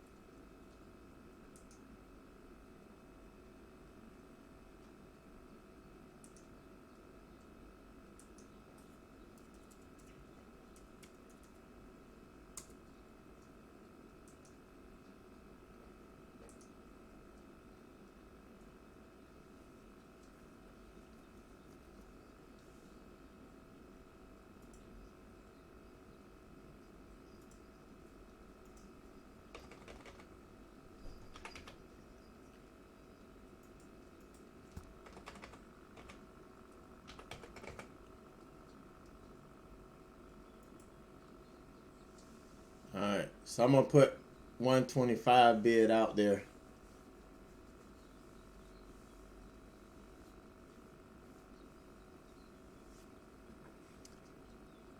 See if we can get to 125 on this push. Push, push, push, push. Can't be a 2-candle wash. Gotta give me more than this, man.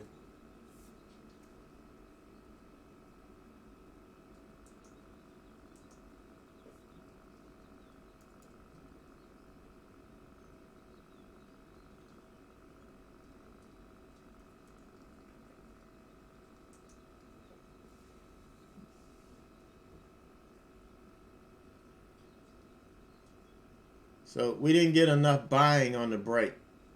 We got a little bit of buying on the previous 52-week high break, but to make a new high a day, we didn't get the buying that we needed.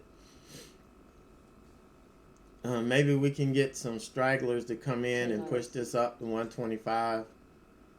That would be good. That would be incredible.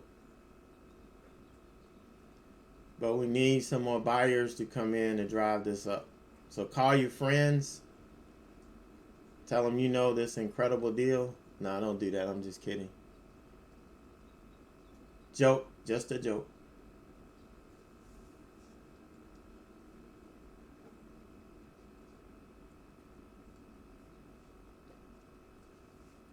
Call Warrior Trading. Tell them to jump on this stock.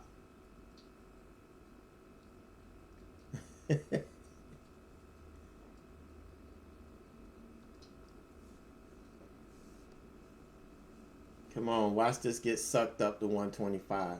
We can get over that $0.25 mark. It will get sucked up into 125.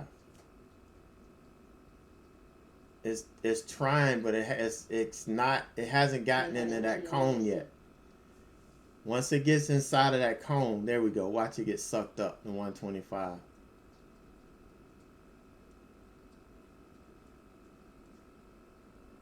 Come on, don't make me a liar. Suck it.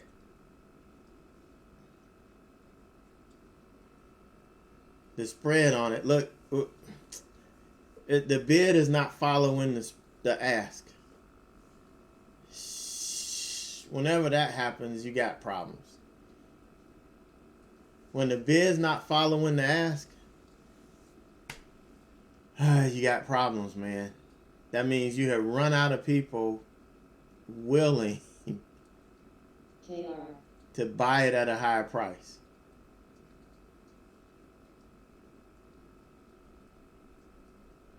Damn. Maybe we can get some more people to grab hold of this. I don't know. Damn it.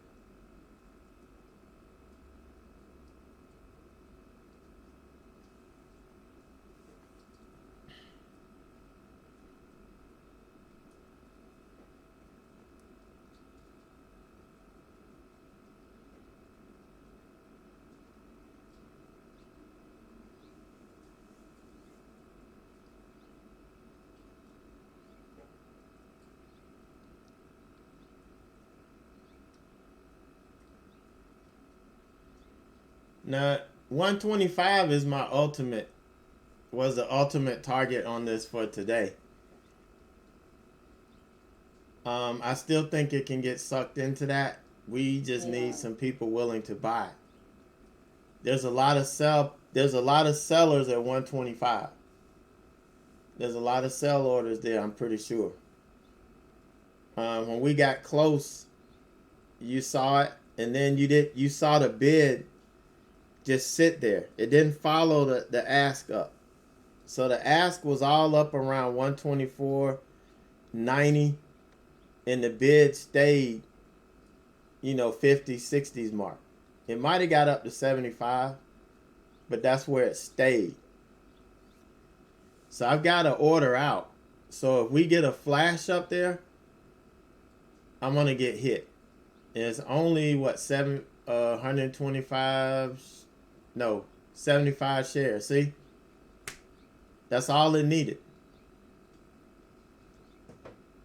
All it needed was to find an order to match with. 75 shares, not hard to do.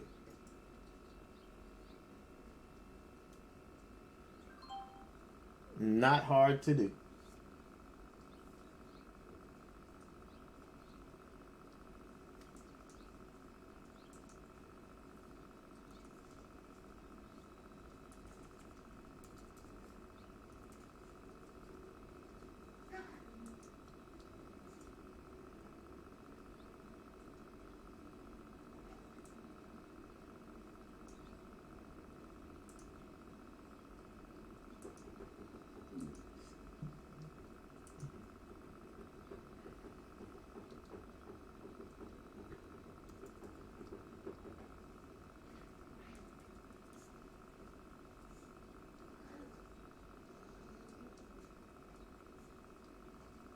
I'll lighten up again at 126 if we get there.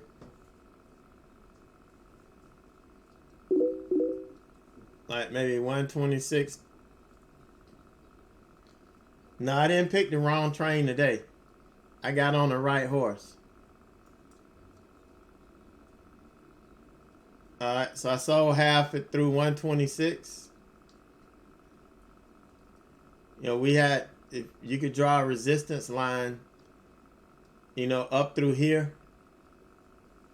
So we took some off there.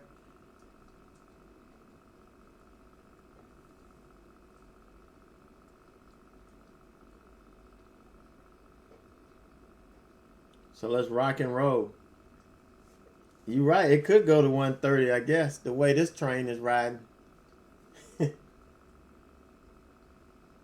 can go to 130 for sure.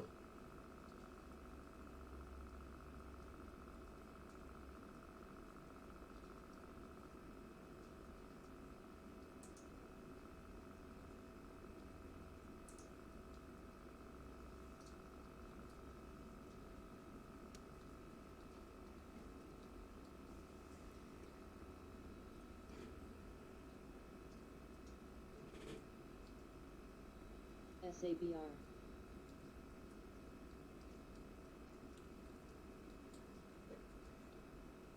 And thank you guys for calling your friends and neighbors and all of that.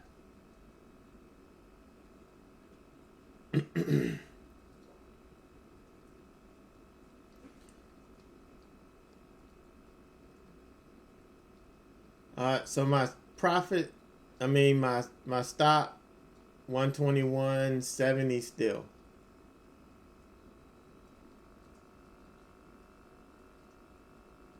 Because on another pullback to the 9, I can add back.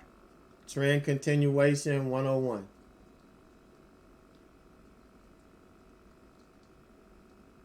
So this today could not have been any more perfect of an example of an opening range breakout, and then wait for the right opportunity to get in on the trend continuation. And this is something that we could ride all day.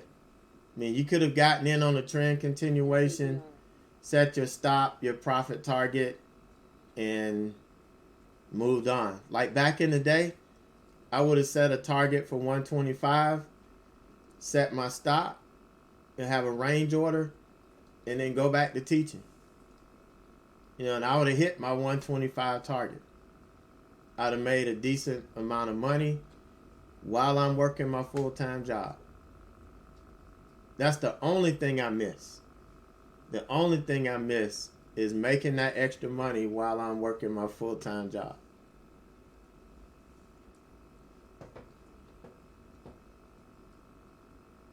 NBST. Other than that, I miss nothing else about going to work. Getting up, going to work every day. Especially on a day like today. This is a perfect day to work from home. SABR.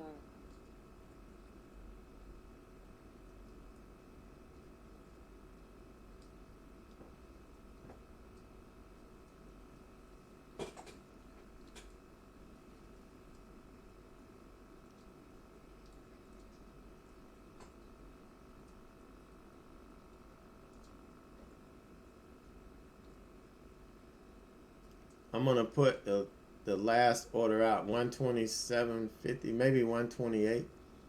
I don't know if I want to hold to see if it gets to 130 or not. I'm thinking we may get another pullback. I think.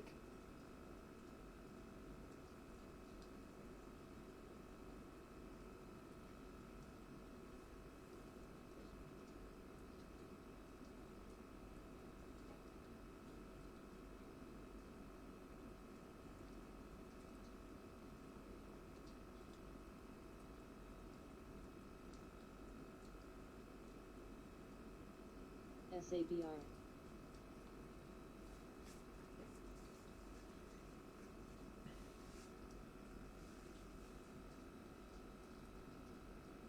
I even got my little TD Ameritrade account in on this trend. The trend continuation, I was able to grab some. Thank you. Let's see, if truly strong stock, it should give the same size as breakout range. I don't understand the question. Can you rephrase it? I'm not sure I understand what you mean.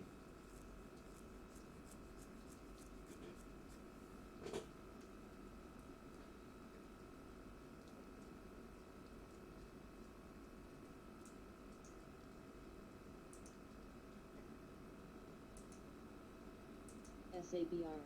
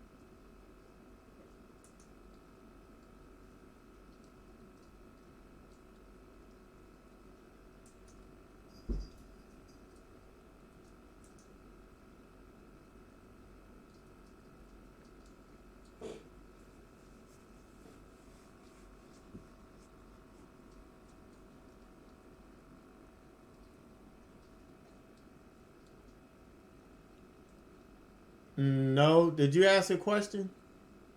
SABR.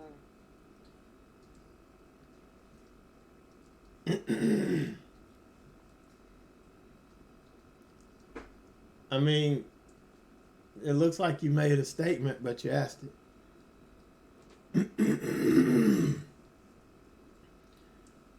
No, not really. Just the breakout range doesn't really have much to do with a strong stop. I know sometimes. Here's what some people like to do.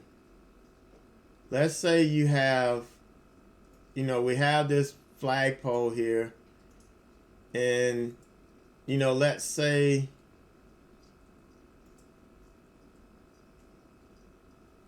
this is a flag. Shoot. I had the wrong line here. Let's say this is a flag that we're looking at.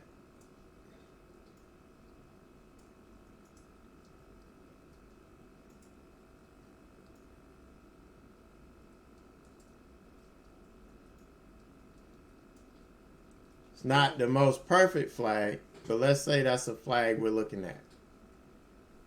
All right, and then when the breakout comes, a lot of people say the breakout should be the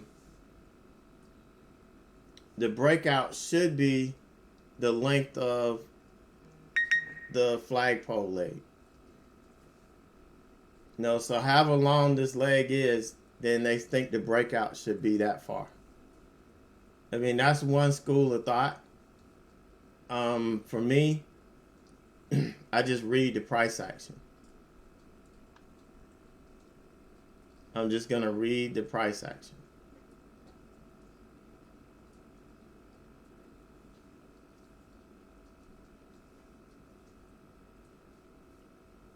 See, maybe we get another pullback here to the 9, IBN. which is lined up with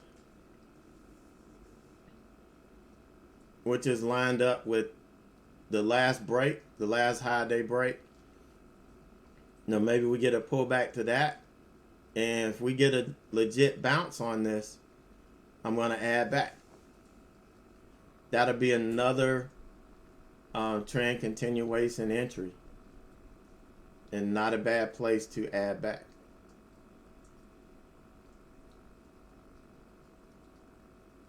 AA.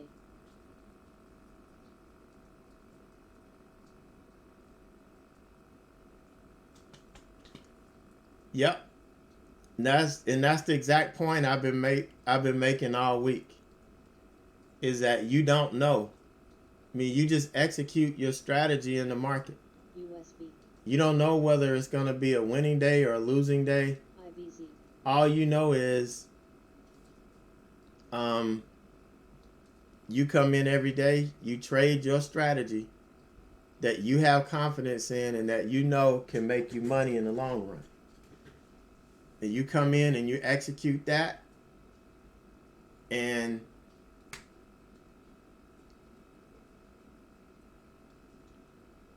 you let the chips fall where they may. Because, yeah, this trade could have easily turned around and been a short. then we would have been looking at trading it to the short side. So we have to just, whatever the market tells us, that's where we go. No, for me, that's the thing. Wherever the market tells us, that's where I'm going to go with it.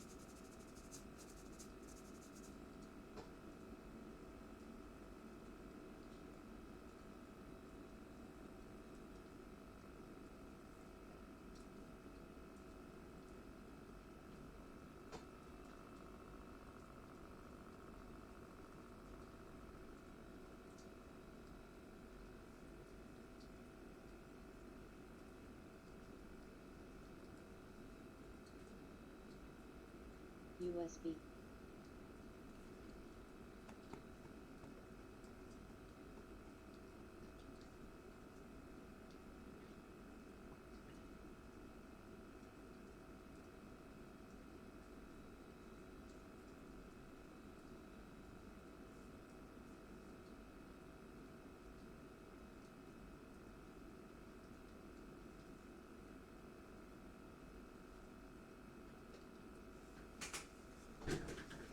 SABR.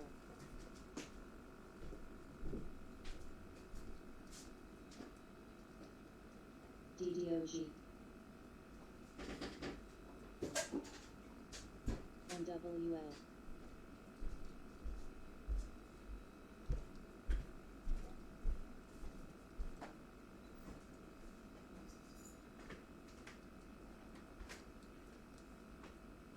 Oh, there you are, boy. Can't know where you are. Y'all chill out, because it's raining. Y'all know it's raining, so chill out. I'll let you see the rain.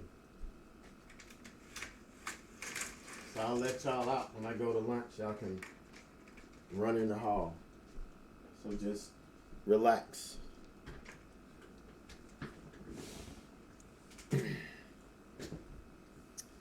This is just not pulling all the way back to the 9. I want to see it pull all the way back to the 9.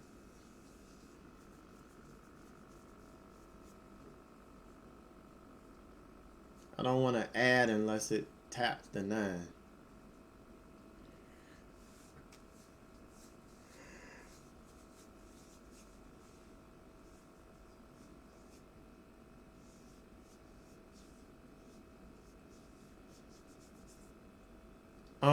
Trend continuation, there are two different entries you can make.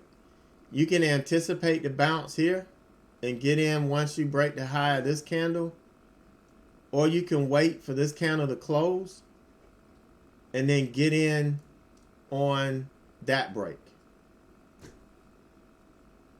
For me, I was showing a more conservative entry.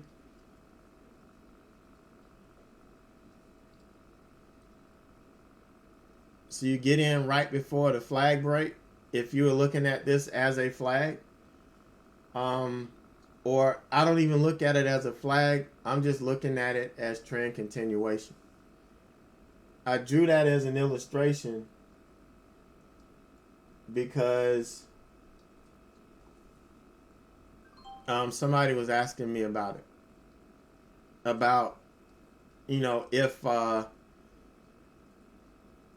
the profit target of potential should be the same as the breakout if it's a strong stop.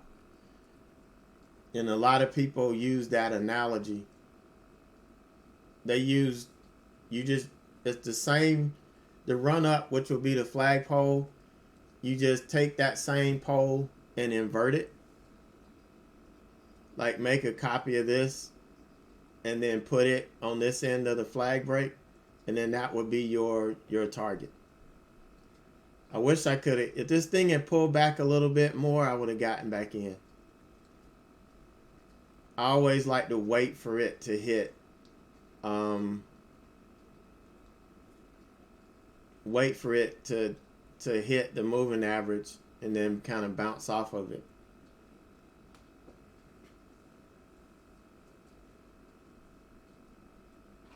All right, no problem. That's what I'm here for. To answer your questions. And that's why we got to trade live. You got me telling you or typing it in, or it doesn't mean anything if you can't connect what I'm saying to what I'm doing. You got to be able to do that.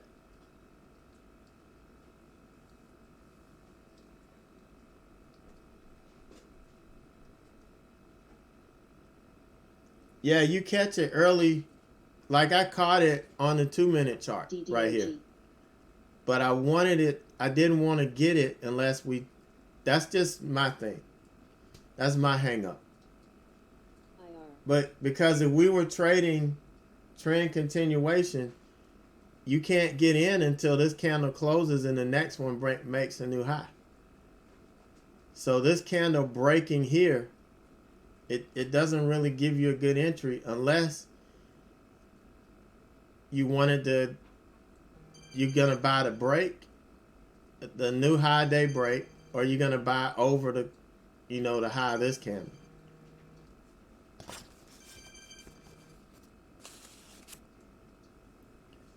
So the main thing is during this, you just have to stay consistent with your entries, and don't switch it up every time you turn around, because then you're gonna run into some issues.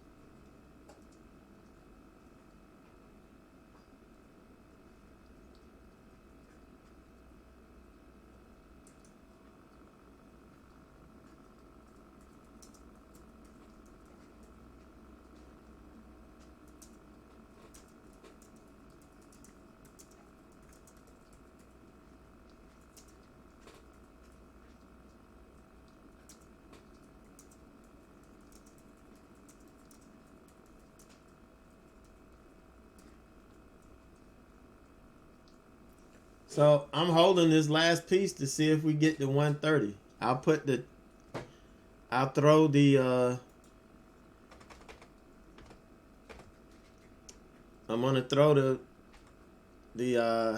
ask out for 130. See if it gets bid up to that anytime soon.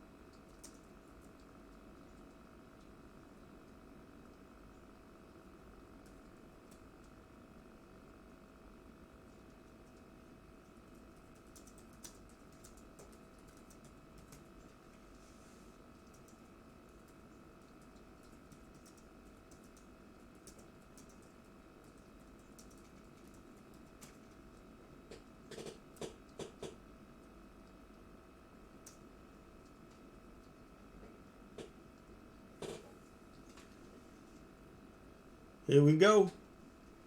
Here we go. Here we go. Here we go.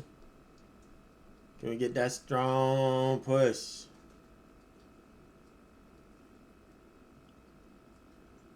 Holding $half marks, boss. Holding $half marks. We're dealing with all-time high breaks, so you got to use holding $half marks. Psychological targets is what we have to use on these.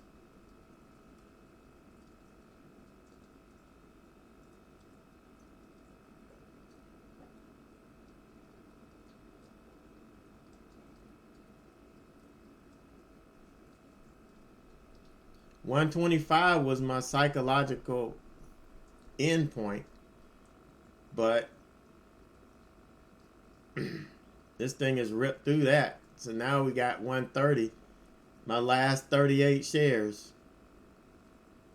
And you see, guys, we only traded 300 shares. Didn't take much. And once I'm done, I'm going to break the rules here and see exactly how much we made on this trade. Oh, here we go. Something's going on. As soon as the scanner starts talking over itself,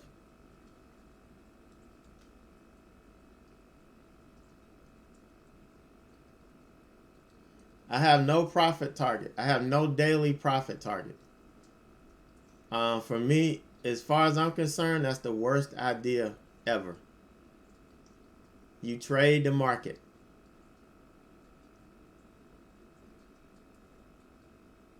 So for me, I trade the market every day. Whatever the market gives me, I'm going to trade it. Doesn't matter how much I make, how much I lose. Well, if I lose on 2-3 trades in a row, I'm done. I'm shutting it down. Because I need to preserve the capital that I have left in my account.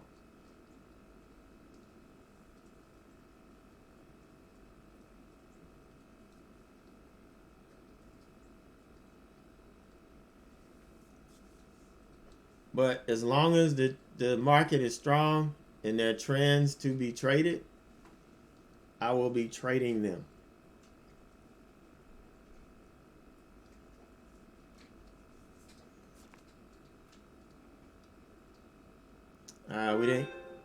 We didn't get quite the 130 yet.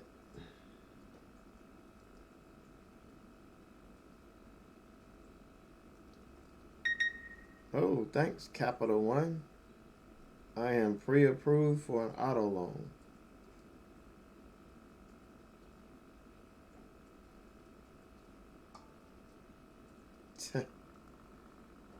Yeah, don't need an auto loan, boss.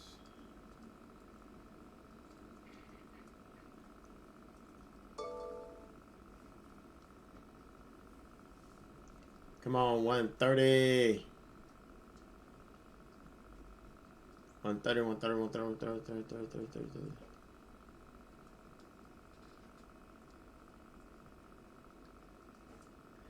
Well, you got the same entry. Then great minds think alike. That's how I look at it.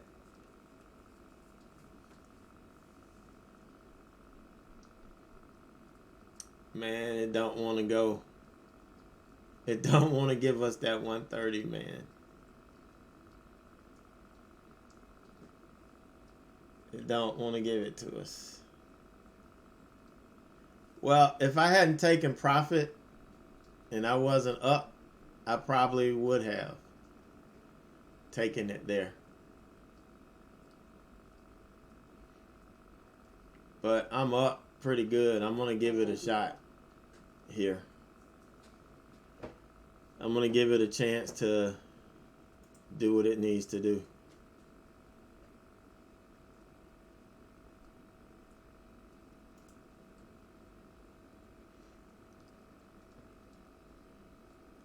Yeah, that's why I think it needs to go up and hit 130 to pick up some more volatility. I think the market makers are going to run it up and trigger these 130 orders. So I've only got 38 shares sitting out, so mine should get hit pretty quick.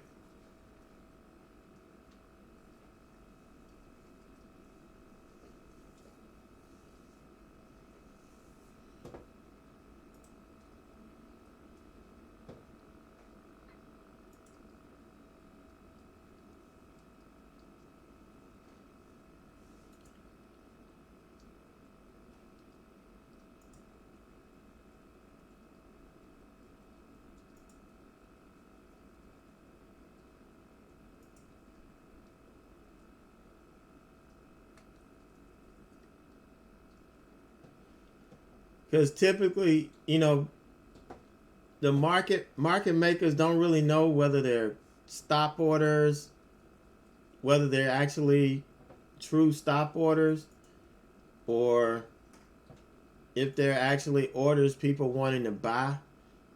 All they know is that their orders sitting at that level and they need volatility. So they'll move it to that area. DDOG.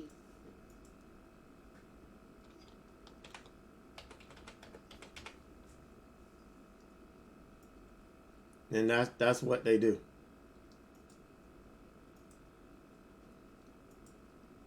So some people call it stop loss hunting.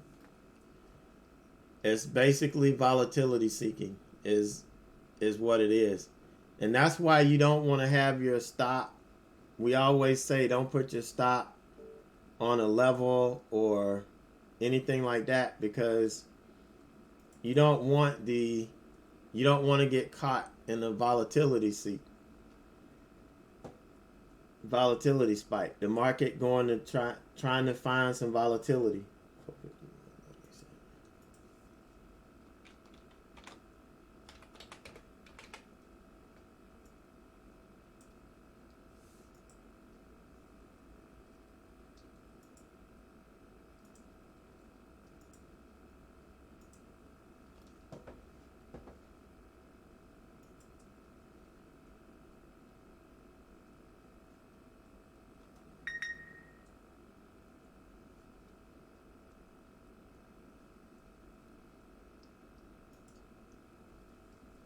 Ah, man. We came close, but we couldn't get it. Oh, that's disappointing.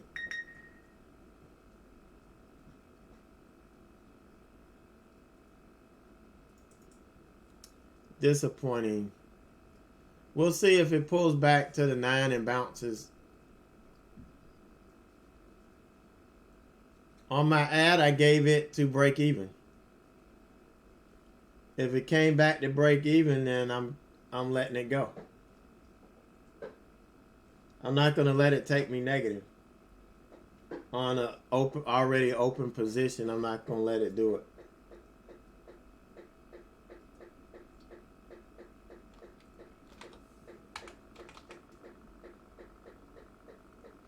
I was not treating it like a new trade at that point.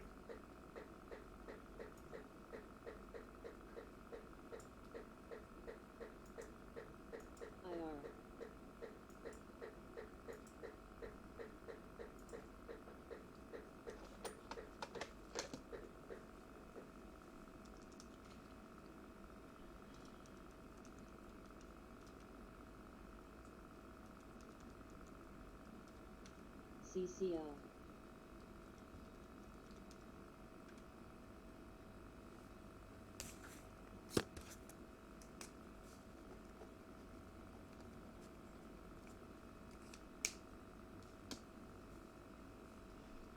What are we going to do?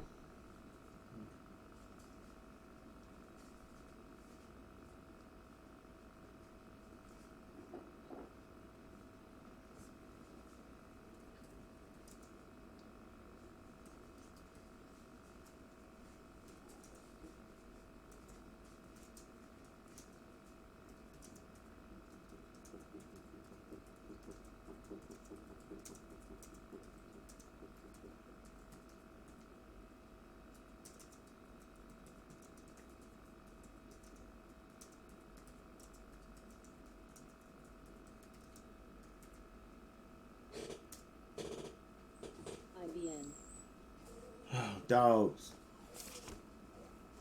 You gonna try it again? You wanna try it again?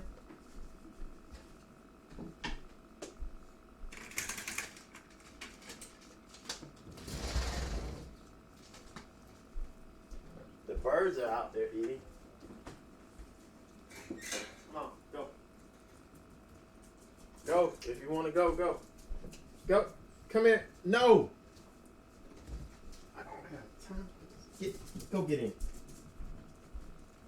If you don't want to go out, get in. Told you it's not time for that.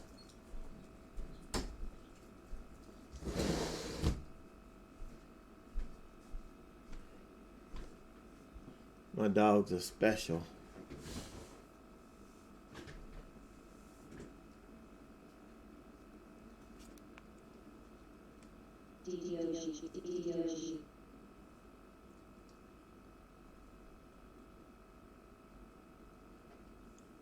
Yep, Trender. This is your three candle rejection deal. So did you go short?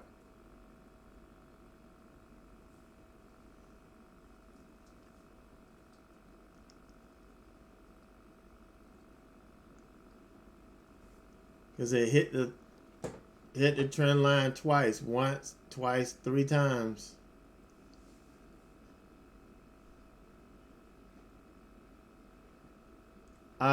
Thanks. No Forex.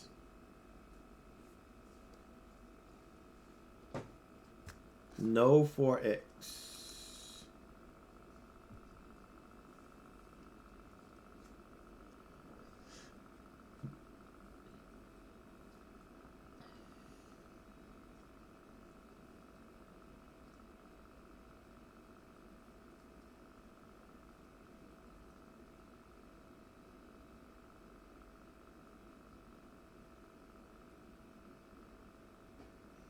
Nope, don't trade futures. I only trade stocks. No options or anything. I mean, I always said eventually I was going to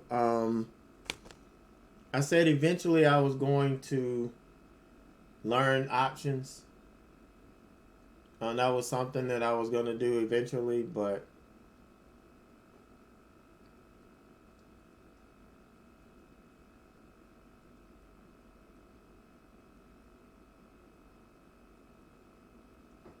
I'm just a stock trader. IBC, PK. Yes. It includes everything. I don't segregate any of the memberships. So I don't have it to where you have to buy this other than mentoring. Mentoring doesn't come with the monthly subscription because that tells me you haven't really committed yet. But there's no segregation between the memberships.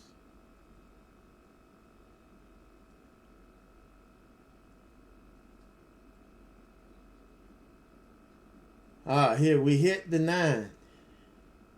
So let's see if it's gonna hold and make that run back up to 130, or are we done?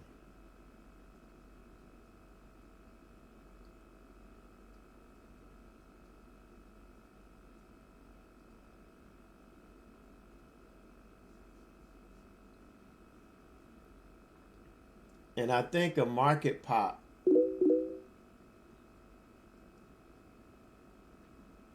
Yeah, if we get a setup, yeah, I'll definitely add. If the setup completes, I'll definitely add.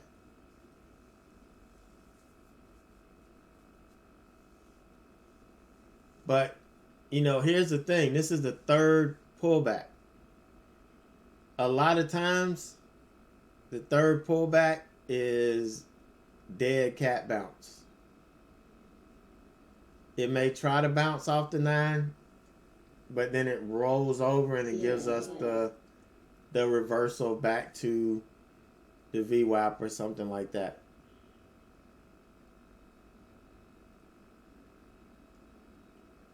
The original, always, the technical stop on the opening range trade is a stop to close that candle that you get in on to close back below the 5-minute opening range high. That's the technical stop on it.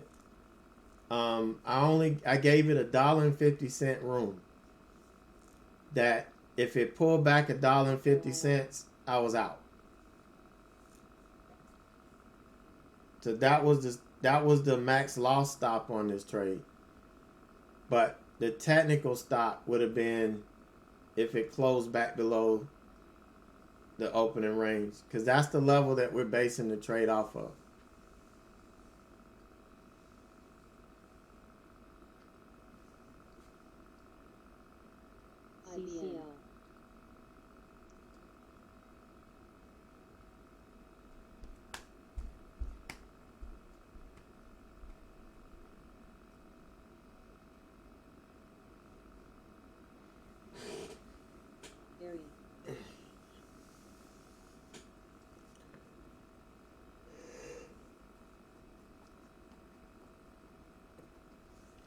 And we didn't quite stay over the 500K mark in NCA volume like I wanted to, but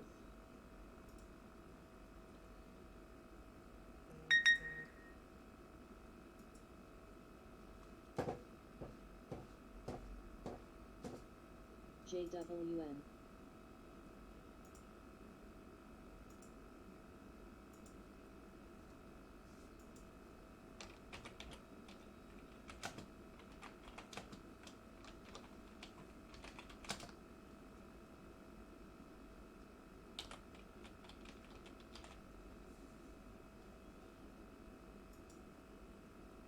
FLIR.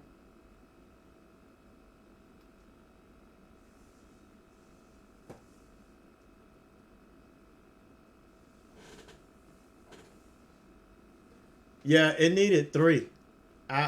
3 was what you really wanted to give it, but I was tightening the vest a little bit. I wanted this to do what it needed to do.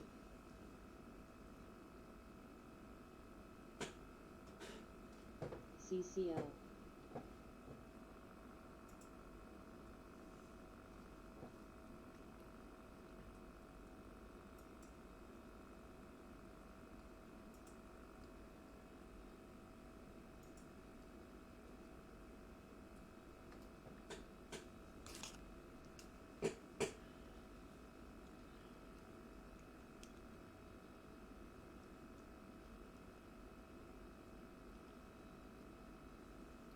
IBZ.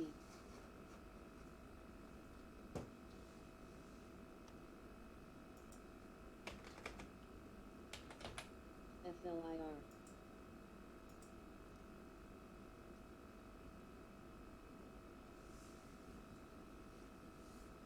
And I don't see a whole lot of strength in this right now.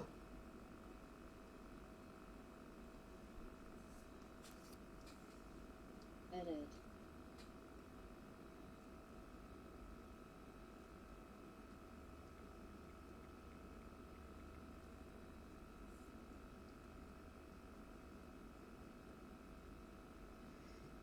Yeah, I'm okay with that.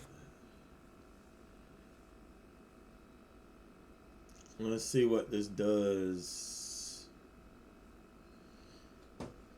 See what this does here.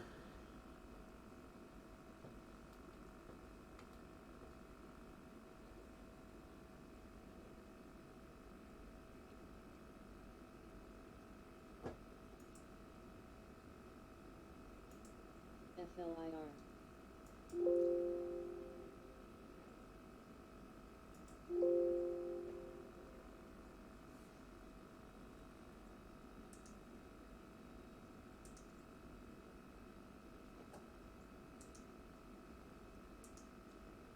HIIQ.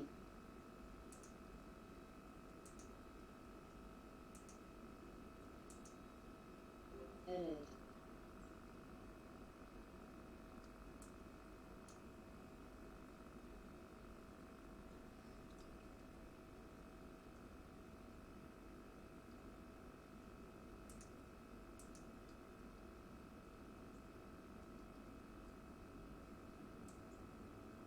CDC reports 1 more death due to the coronavirus outbreak, bringing total deaths to 10 as of March 5th update. All right. This is really making me mad. All right, so we'll get here. FLIR. To see if we can continue to break. This is the third pullback. Not always the best. SPPI, Spectrum Pharma, new highs $3.18. So we'll put the stop in back at break even. So if it pulls back, which damn, it looks like that's what it's doing now. 127.40. HIIQ. According to Tedros.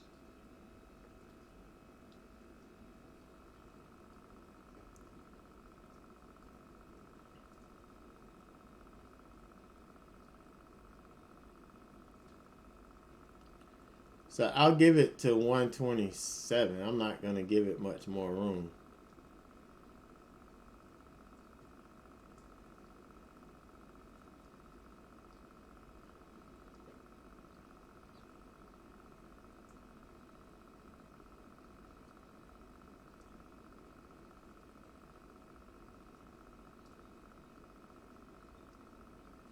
See, what's the 9 on this? LSCC. I'll tell you where I'm gonna put it. It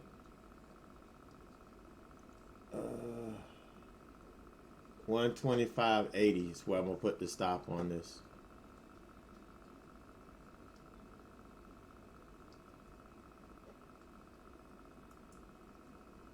HIIQ. Under the low of this candle. This is where the stop should be. So I'm gonna treat this like a new trade for you guys. So you'll see this is how you would have to manage a new trade. And if it fails, you know where the proper fail point is. So the proper fail point is the low of this candle here. So I put it a couple ticks below that. If it pulls back and takes that candle out, then we're done.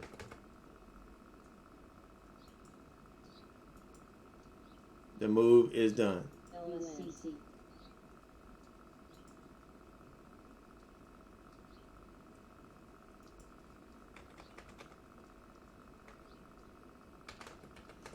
All right, so it's time for me to go to lunch.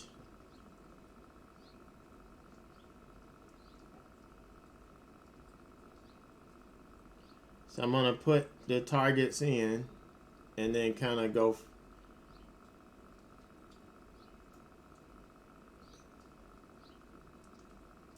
So 130 is still the target.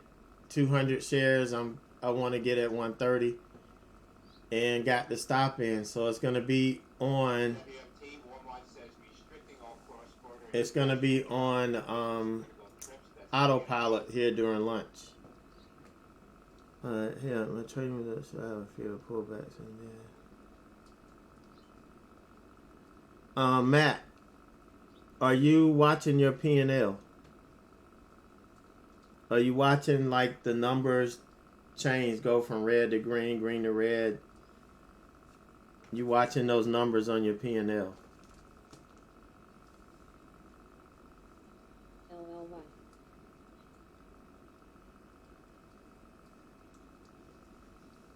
LLY. Cal, yeah, if you're gonna do that, stick to the setup, because the whole purpose of this, the exercise, is not for you to make money. It's for you to learn how to trade.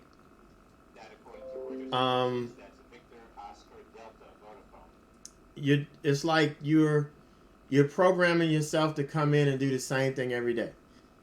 Just like what I did this week.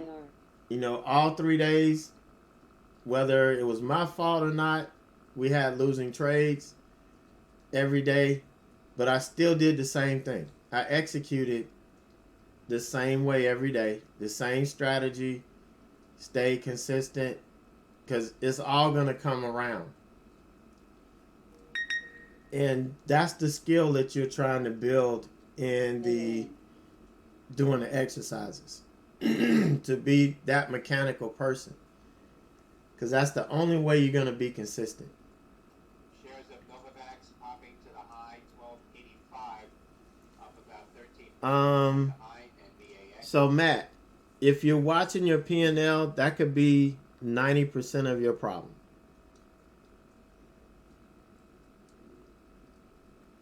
That could be 90% of your problem.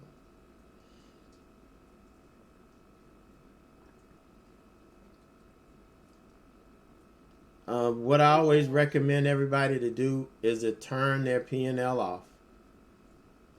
Don't look at it. Trade the chart. Trade what the chart is giving you. That way, you have specific targets that you're gonna hit, and you've accepted the risk of the trade, which is why you put that on. You've accepted that risk, so let the trade work. And the only way to do that is to cut that P&L off and just watch the price action on the chart.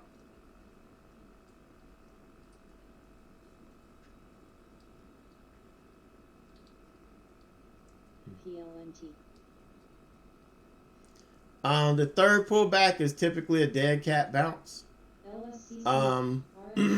But what I did, I traded this because I wanted you guys to see where the where the entry would be on a typical trend continuation.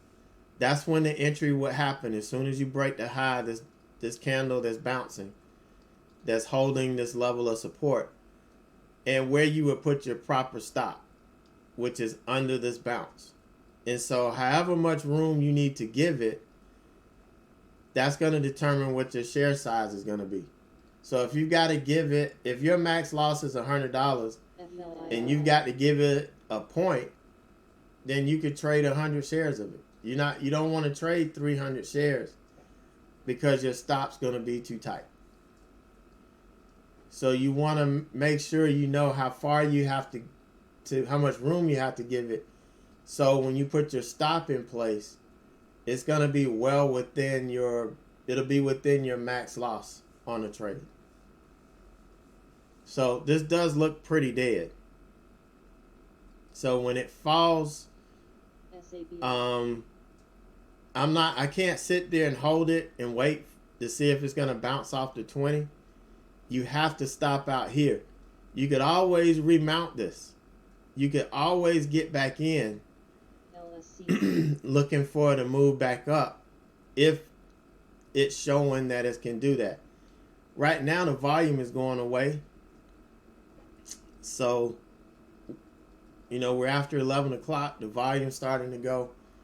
It's going to be probably a dead cat bounce here. So that's that.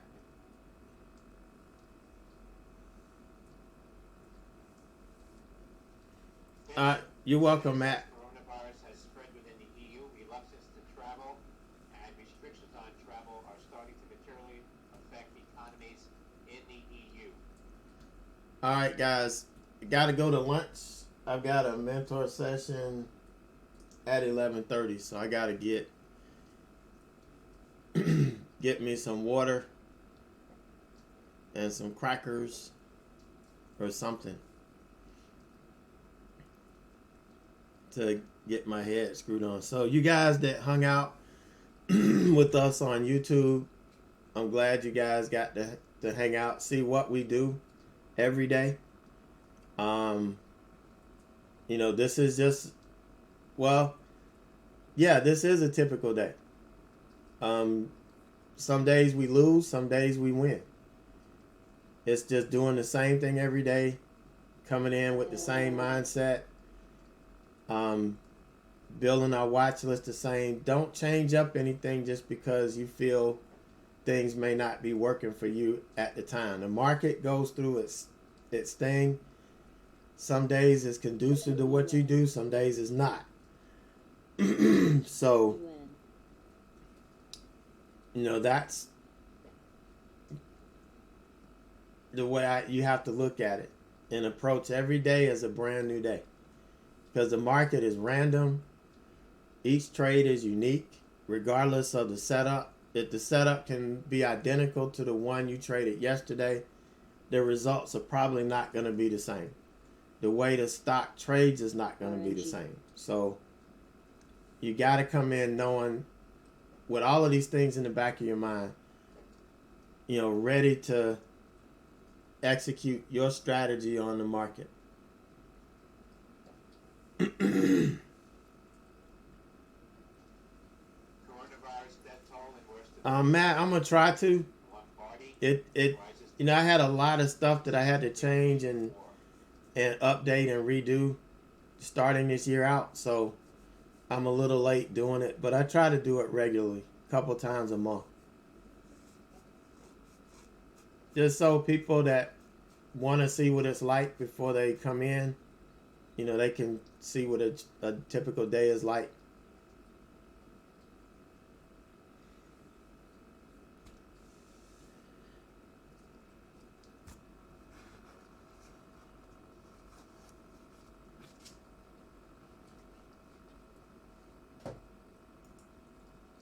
Do we need to have trades to review and mentoring, or can we get the teaching for, say, earnings trades or other coaching? RNG. Well, it depends. Like earnings trades, I need to see, before I start working with somebody on that, I would have had to have worked with them for a while to see their trading results, to make sure that they actually can handle something like that. Because I'm not going to teach somebody a strategy that psychologically and skill wise they're not able to handle. You know, it's like you got to be consistent trading live. But the mentor sessions are there for reviewing trades, they're for dealing with psychological issues, you know, for anything. I mean, the one-on-one time is meant to be used for any and everything that you need to help you be successful. That's what it's all about.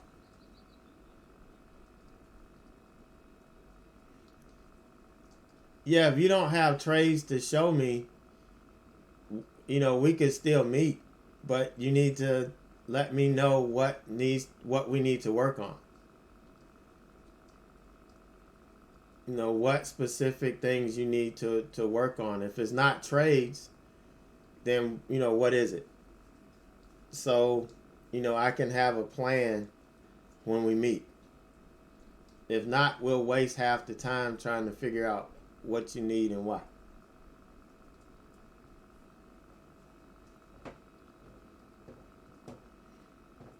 All right, sounds like a plan.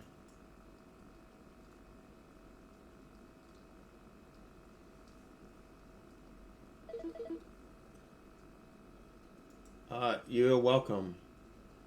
Let me go through the heads.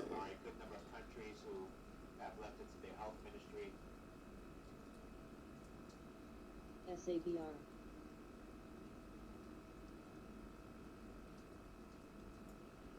Let me see. I'm trying to download your image now, Taha.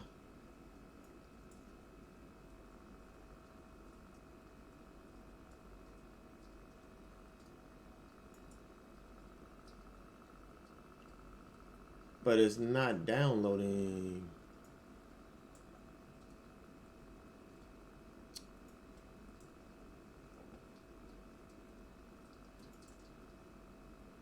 All right, there it is. So this is your screenshot here.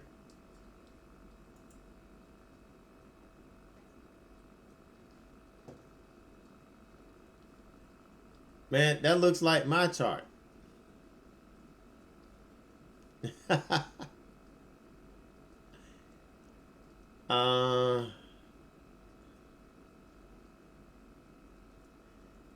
Yes, that could be an entry. That's one entry. And that's the entry that I like to take.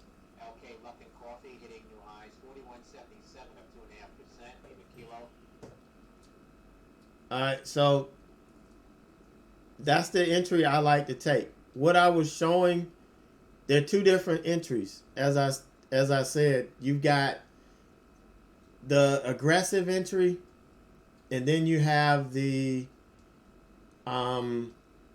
aggressive entry, and then you have the more conservative entry when you wait for a candle to make a new high. So right here, yeah, this was definitely the entry. And then the more conservative one is when you make a new high here.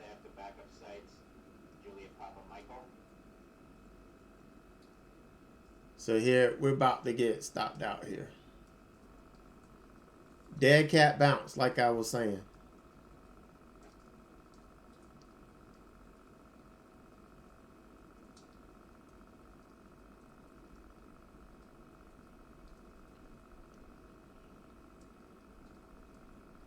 Dead cat bounce.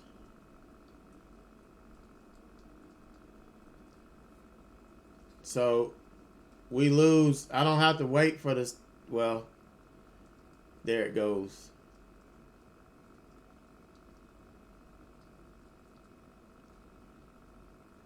Wow, that is hellified slippage.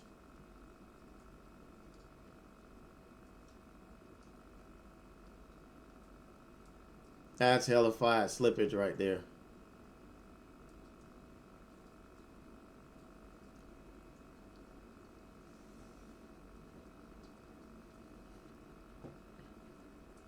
My order was at 126.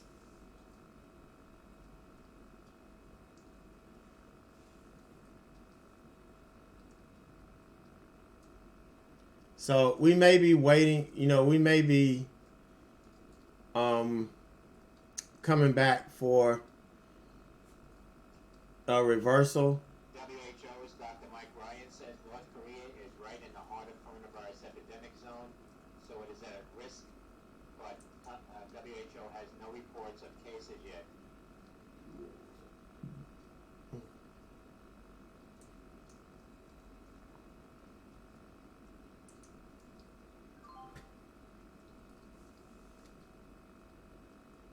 All right, guys. So, got to get ready.